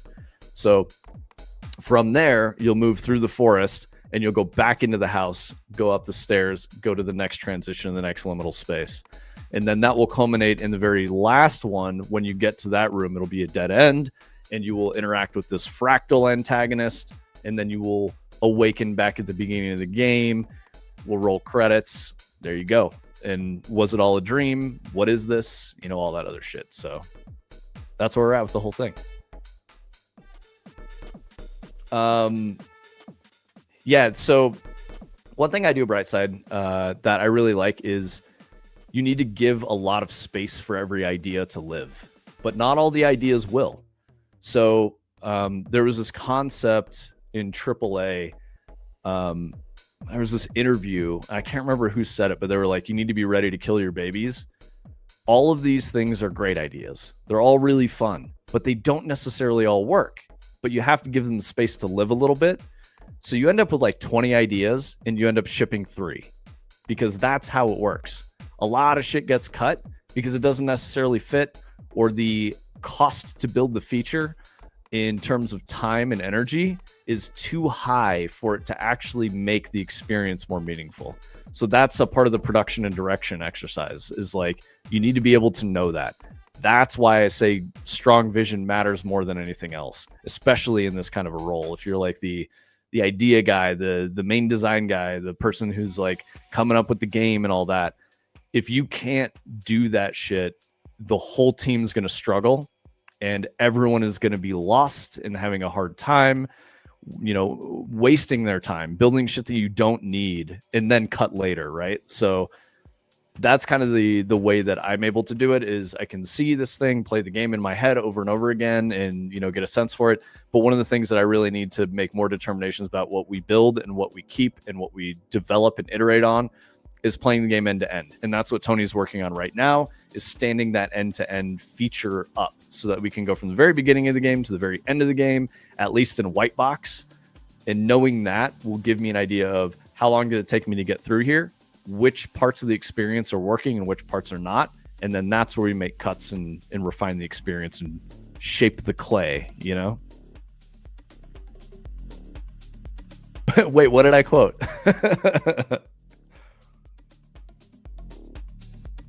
I mean, I could say bong on stream, dude.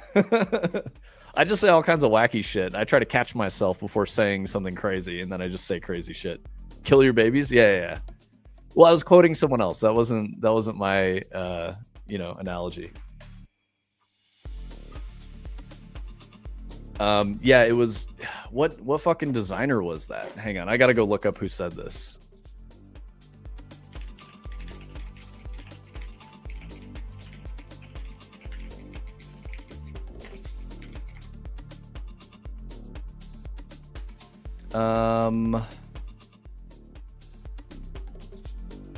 That's funny. As I Google that, I see a lot of people changing the terminology to "don't be afraid to kill your darlings." I'm like, man, why are we language policing ourselves like this? This is crazy. I say weenies and kill your babies, but yeah, I don't know. Most people say kill your darlings. Yeah, I don't know why they say that, other than probably trying to avoid the conversation around killing babies. Gaming, here it is. It's a blog. No, this is from 2021. Fuck, this is from a long time ago. This is like over 10 years old. Wong's quote. Is this it? Yeah, it looks like it was a Unity developer.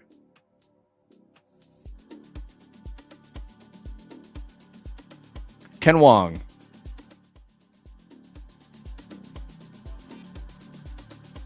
Yeah, I don't know.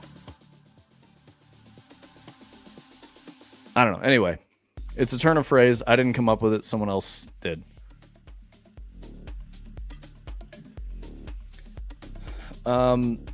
Turning cock. I don't care what most people say.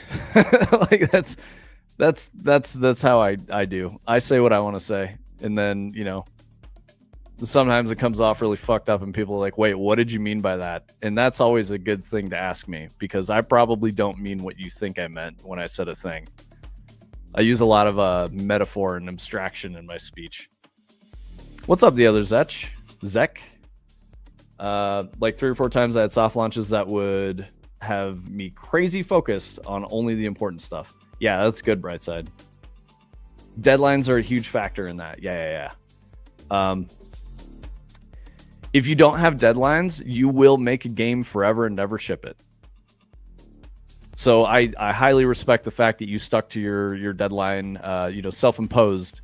You didn't have a partnership or anything where you were held to a contract that you had to release on a certain date.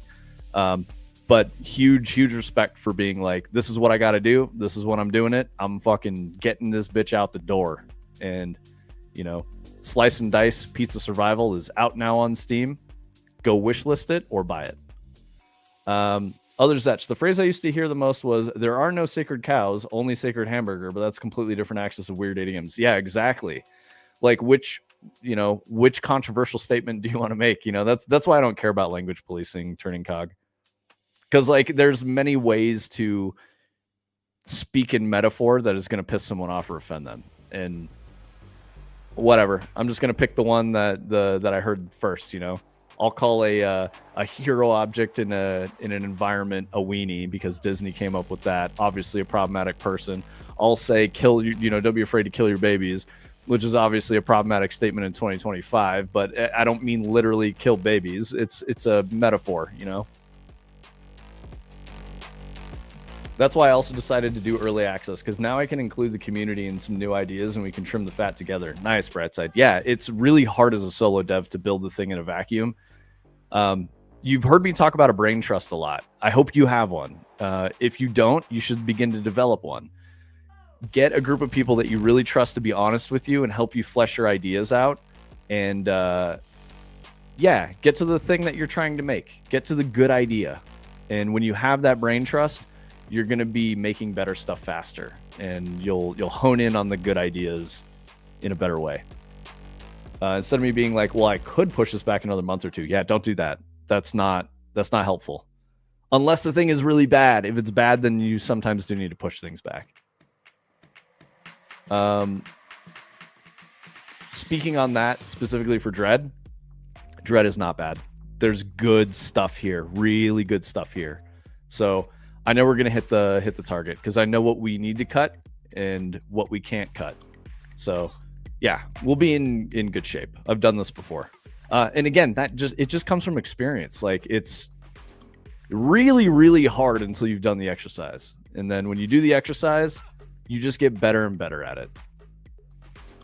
Getting lost in that creativity is honestly the funnest part. I can't wait to get back to it and then the community, and I can kill all the babies. Yeah, Brightside's next game is going to be called Kill Your Babies. I don't know, Tony. I thought it was supposed to do that. I'm guessing not.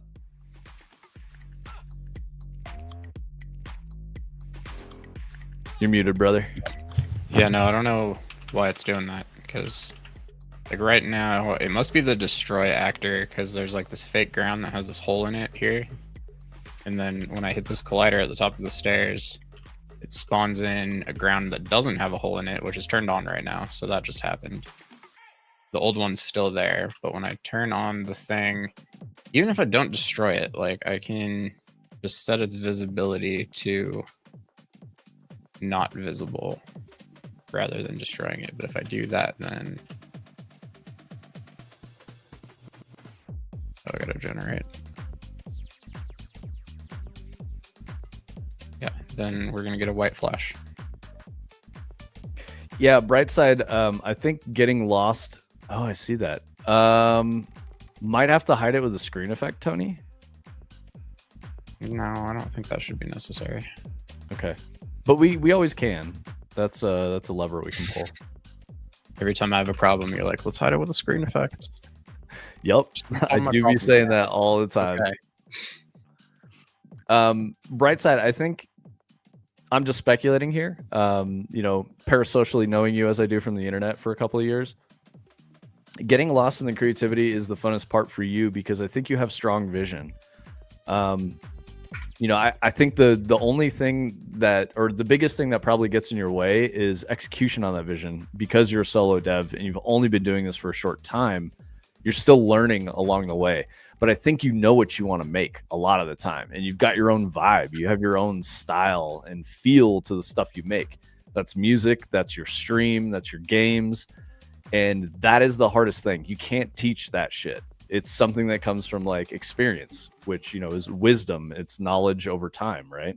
So as a creative, I feel like you've developed your vision pretty well, and that's when that becomes fun. I've worked with plenty of people who think that's the hardest and least fun time, especially because they just go with some wacky fucking ideas that do not fit well together at all. So yeah, I think like, yeah, man, if the character model is slightly clipping into the ground, could it make the ground flash like that? LFQ, I do think it's a loading and unloading artifact. I think Tony's right on that. So I threw a delay on it, and that seemed to have fixed something. It's inevitably just like the renderer was probably unhappy about the fact that like this entire plane was flashing out of existence and coming back in one frame or whatever, and it didn't exactly know what to do maybe for that one frame. But now that I threw this little 0.2 delay on it, which I don't think should really bother us at all, should be good to go. That last message Brightside posted was probably edited by LFQ. I can see some absolutely. Yeah, never mind. I think you meant what you said. I'll let that slide. The fine tuning is what's hard. Yeah, that again is the wisdom of doing game design. Like, you're a new game designer, dude. You'll learn. You'll absolutely learn. And a lot of that weird hand wavy shit that I've talked to you about, and thinking about the player experience and recommending the book, Jesse Schell's game design, art of game design book of lenses, that helps put your brain in the right space.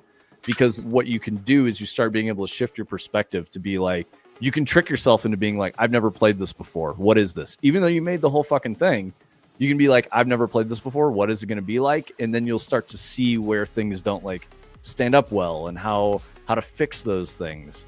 But yeah, I'm slowly starting to get all these bad words unmodded. Yeah, you are.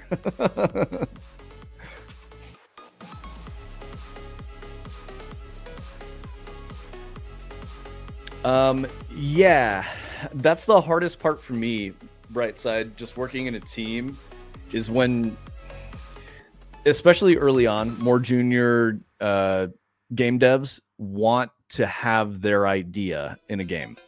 They don't care about if the idea fits with the vision. They don't care about if the idea is in violation of a pillar of what the main game is. They just want an idea that they came up with to be approved and be a part of the thing. And that isn't necessarily, like I just said, it was maybe a junior problem. That's not even necessarily a junior problem. I have seen seasoned developers who've had this, like, you know, this concept for a thing that they've wanted to make forever. try to shoehorn it into every single thing they work on, and it just doesn't fucking work. You can't do that. There's, that's why another turn of phrase for killing your babies is, and this one was at Bungie, I think Jones said it, but it was strong ideas held loosely. And what I like about that statement is you have this really, convicted, well-developed idea that you're like, yeah, I really like this, but you can't hold on to it so tightly that you're like, this must go in the game. You have to be like, does this even fit? That's where the brain trust matters. That's where you have to be able to talk to some people. Tony's absolutely in the brain trust for sure. We throw ideas at each other all the time, and a lot of those ideas do not live, but we hold on to them. We put them on the shelf and we say, maybe we'll find a spot for it later. Like a lot of Dread development has come from the shit that Tony has built, without knowing where it would go on stream years ago. Like literally at this point, a year and a half ago, 2 years ago. And it's just all starting to come together, and we're finding a place for it because of the wisdom he gained in building that thing without a use for it yet. So we didn't ship it in anything. And then he's like, I could use this here. That's what you build over time. How many times have we just said just build shit? Like, yeah, that's just why. Build shit. Queen Anne says, yeah, tricking yourself in a new player's perspective is really valuable. You're really good at that, Queen Anne. You are, absolutely. Queen Anne's another person with some fantastic vision. Like the shit that she's chosen to make it's well thought out. And, from what I've seen in Endless You and your faux podcast. And so I was thinking about this the other day. I don't know if I told you, but it reminded me a lot of like an NPR podcast, like Serial. If you guys ever listened to that back in the day, this is kind of like a deep cut. This shit is old. But the story of like Adnan Syed and all that stuff, your podcast reminded me a lot of that. And I thought it was really cool. We have podcasts as Serial, kind of. Like the reason they're as popular as they are, that was like the first big one. And the reason I'm talking about that is because as like an amateur who's doing this stuff for fun, and I don't mean that derisively, I mean it in like, this isn't your main job, like you don't have an accredited podcast on NPR, you know what I mean? But you made something in that style that's really good. That takes vision, that takes execution, understanding the thing you're building and changing your perspective around, and really being honest with yourself about, does this piece work or does it not work? How do I make it work? Is it necessary for the whole story I'm trying to tell or the experience I'm trying to give the audience member, right? Yeah, dude, these railing meshes, man, the whole Victorian house thing is fucking annoying. It does look nice, like on first glance. Like Adder came in and was like, damn, the pack looks good, but it's got some problems. The other Zetch, I hate to break it to you, but Serial is a deep cut. If it started in 2014, that is not 5-ish years ago. That is 12 years ago.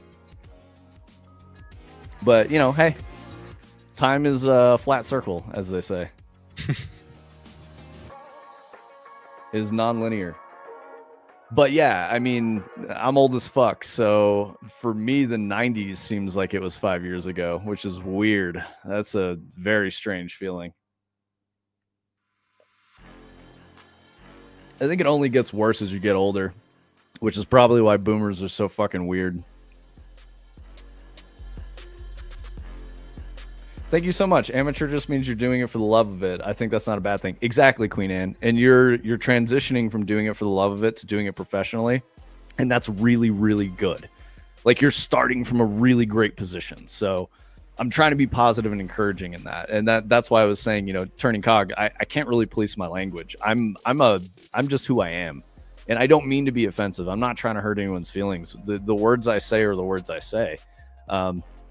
And, if I come off in a way that pisses someone off, I want them to tell me, hey, I didn't like that. What did you mean? And then I'll be like, oh, my bad. Here, like, this is what I was trying to say. And I can rephrase it and whatever. But yeah. These railing meshes are so stupid. That's illegal, says Adder. It is illegal. I'm the Man in the Box was just on the top 40. Get the fuck out of here, dude. That's one of my favorite songs from Rock Band 2, which is also old as fuck at this point. I used to play guitar and sing that at the same time. I would do both. It was fun.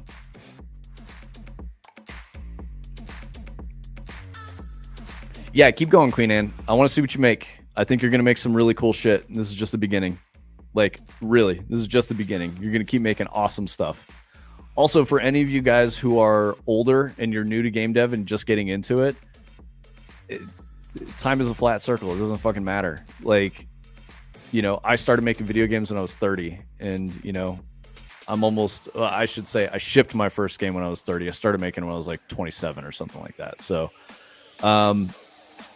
yeah, it goes a long way. You don't have to be, you know, 17-year-old adder making mods and like breaking into the industry for the first time. You can change careers. While we don't live long lives as human beings, we do have a lot of time to do the things we want to do. You just got to start. Just got to start making shit. Reach towards your goals. Don't sit there and think, man, it'd be cool if I could do this. Just try. And eventually you will start to learn. Rock Band 2, I think, is old enough to buy a beer. Oh, man. Is it really? Hold on, I gotta look. Oh my god, that might actually be true. Holy shit. 2008. Oh, it feels Not bad. quite, but yeah. But Pa, I want to be a 17-year-old modder. You can, you know, you can be a 17-year-old modder in your heart.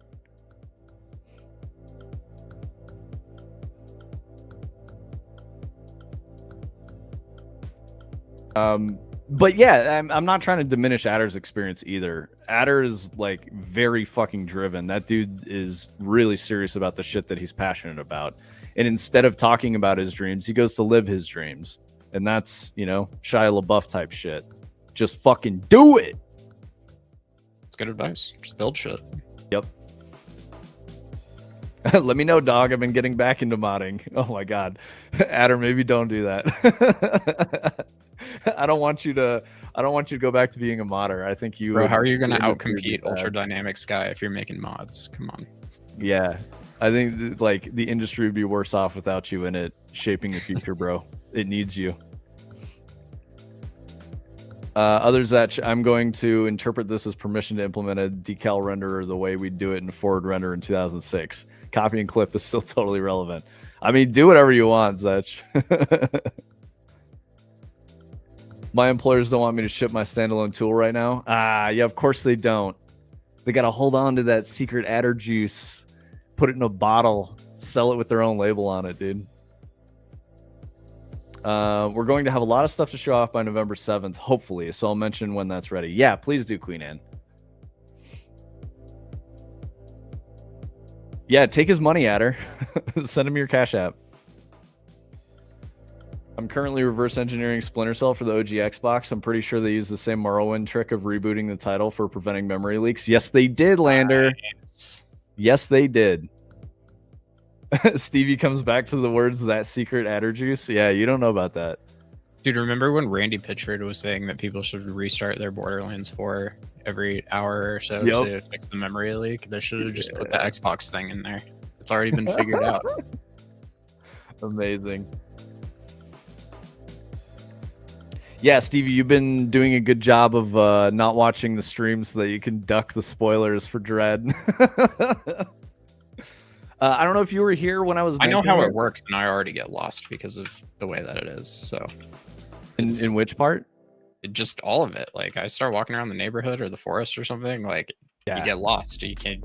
I know where to go, and I can't figure it out half the time. So that will be fixed with the addition of the weenies. The weenies will help you. Well, and I'm not saying it's a bad thing. I'm just saying, like, even if you know the spoilers and what to do, like, that's not going to be all of it. Yeah, it'll still be totally a thing. So, and that needs to happen because that's the vibe.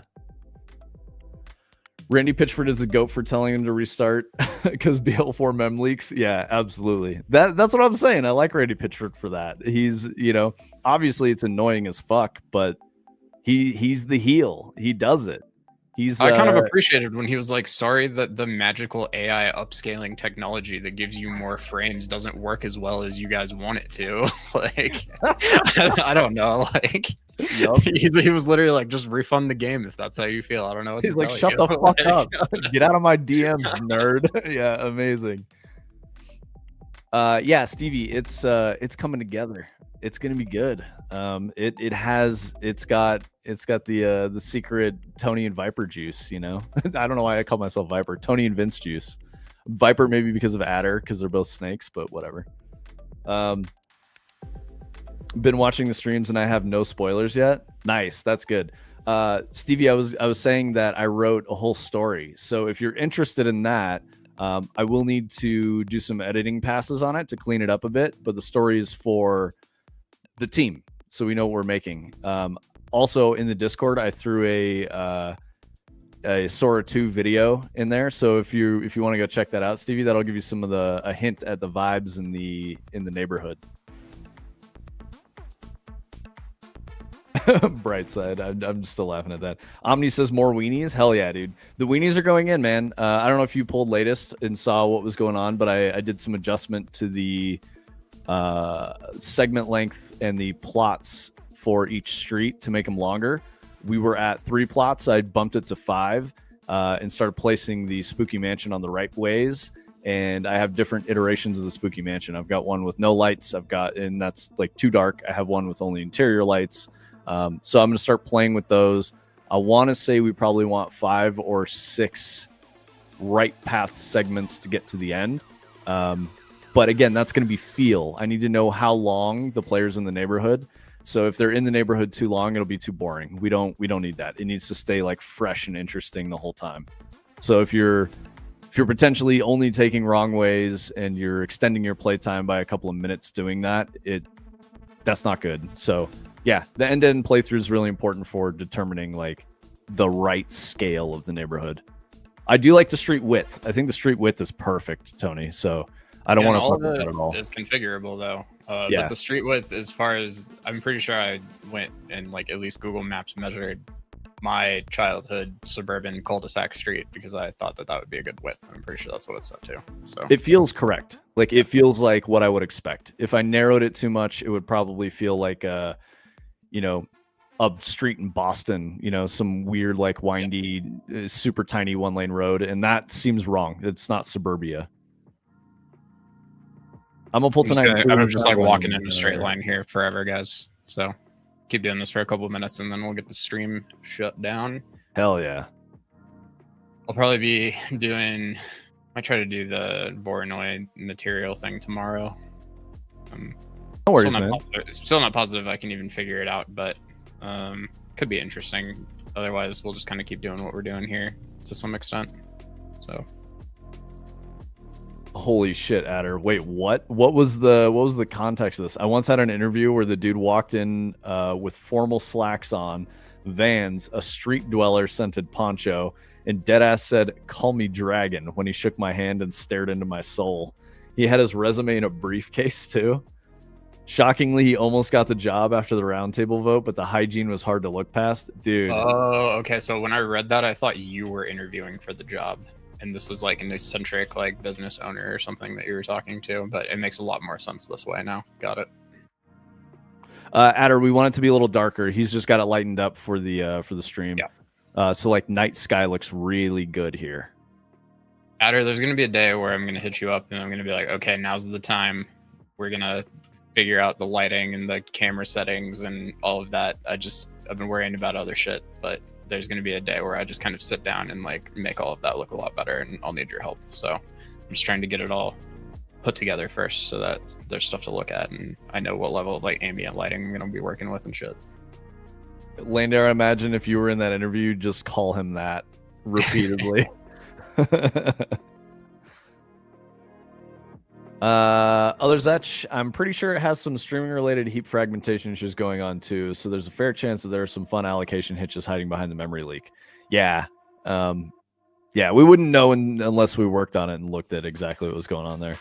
Some people were saying that there's an outstanding bug in most of the Borderlands games, so they presume that this is the same thing here, but it's with like enemy bodies not being cold over time, like at all, basically ever. And so like as you play the game for like 2 hours, every enemy you kill's body is just kind of like a physics object that is stuck in memory somewhere. And I never saw if that was confirmed, but I remember people saying that that was something that happened in Borderlands 2 and 3. So speaking of the dragon thing and like doing silly shit in meetings, when I was working on Astro Golf, now Star Balls, there was a hazard that was developed called it was a black hole, and it was just this like wiggly purpley black thing, and it had gravitational fields on it, and it would like pull the ball in different directions, like eat it off and whatever. And we were talking about things, and someone called it a bee hole, and so I just kept referring to them as bee holes, and the producer eventually was like, "Hey dude, please stop calling them bee holes." And I was like, "What do you mean?" And it like full deadpan, I was like, "Nah, there's nothing wrong with that." She's like, "What do you think it means?" And I was like, "What do you think it means?" And I was like, "That's weird. Don't say that." I just kept calling them bee holes. It was so great, man. I fucking love that shit. It was for a junior tech artist COD role. I was senior on the team at the time, and was legit impressed by his portfolio. Just really, really strange guy. Yeah, there are a lot of, especially art. There's some strange people that do art. A lot of games actually have that bug. COD and Destiny both did that. They drop the body through the floor, but invisible and live in memory. Yep.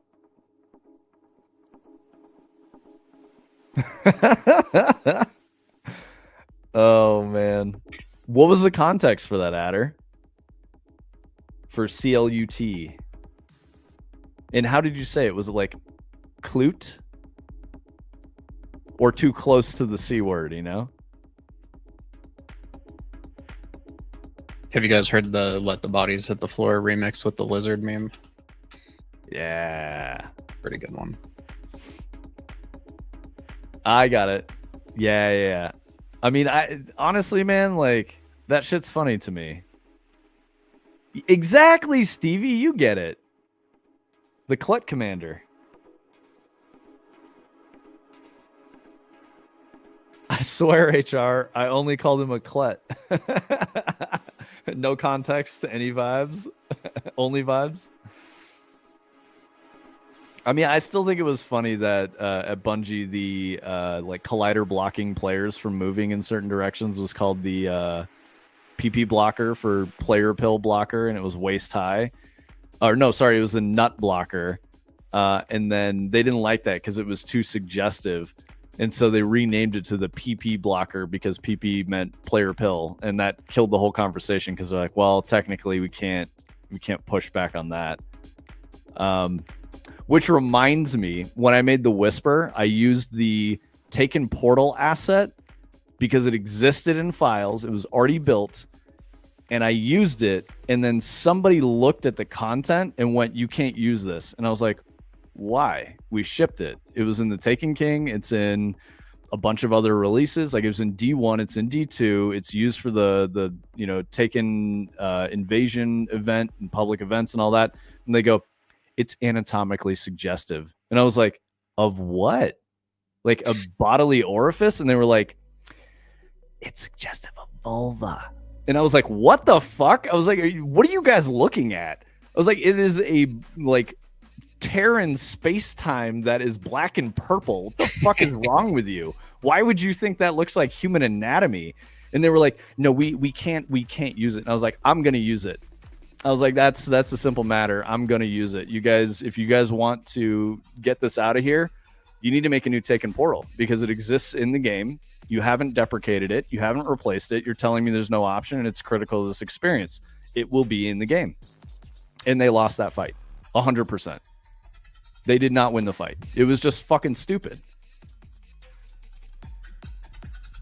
Oh, is Yannick the other one? I was just gonna say I didn't know that one. Are you making words up? Yeah. What are you saying, Turning Cog? It looks nothing like a car. My college roommate had a Volvo that we definitely referred to as the Volvo 100% of the time. Absolutely.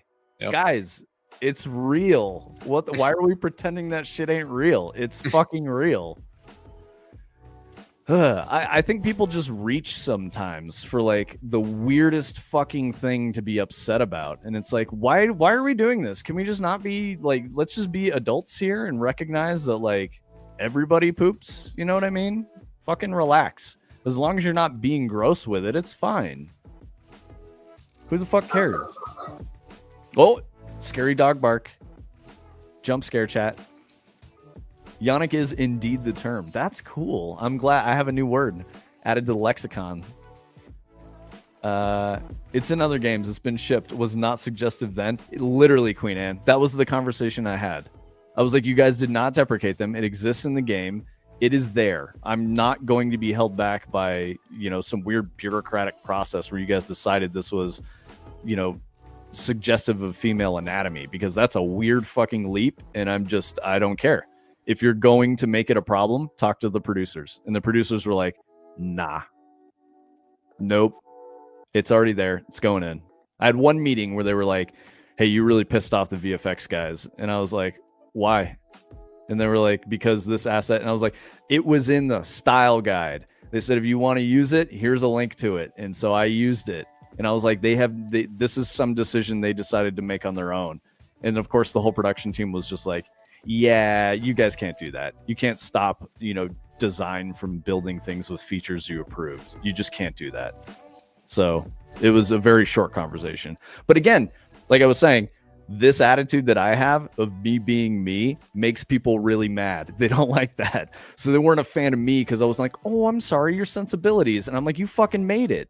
Like, calm down. We're making a video game. I'm not saying like, there's no verbiage in the mission that is sexually suggestive.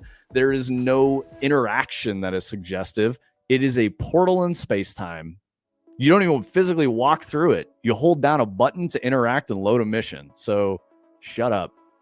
And they did shut up. And they did shut up. And to be fair, it's practically a genre convention for interdimensional portals to be Yannick. I mean, yeah, but I still think that's a stretch. I think that's people with dirty minds just making shit weird in their heads and then forcing that perspective on other people. You know, that's my take. Yeah, I think we raid Boom. I don't bash eating the glorp, dude. Let's go. All right, yeah, let's do the Boom raid. Yeah, I agree with Lander. It's quite suggestive the spike grenade and plasma grenades in Halo can be combined on a player biped to look like a C and B. We need to redesign. Yeah. All right, y'all. Yeah, we're gonna dip out. We're gonna drop you guys over in Boom's chat. Holler at Boom. Tell Boom to shake the Beppis and get to Zoomies and drop some trees. Yeah, we will see you guys tomorrow for more Dread Dev. And then next week, we're going to be pretty close to feature complete and finishing it up. So thank you, everyone, for hanging out. Thanks for the chat. Thanks for the, you know, the support and everything. Again, Brightside shipped, Slice and Dice, Pizza Survival. So give it a wish list if you want to buy it and support the GOAT Brightside indie solo dev. Go ahead and give him your dollars. But yeah, thank you, everyone. We will see you tomorrow. We're doing more of the Dread. Wish Boom a happy stream, and I'm gonna get this raid started here. Boom. Oh my god, how do you fucking spell Boom? How many O's? I feel like she told us one time. I can't remember though. Here, I'll just copy and paste it to you. Oh, there's zeros in there too. That's the problem. I think it's all O's. I just pasted it to you in Discord. Oh my god. No channels found. Oh, she went offline. Oh, of course. Oh, Boom knew. Boom knew. Damn it. All right, we need a new raid target. Hey, what's up, Marengo?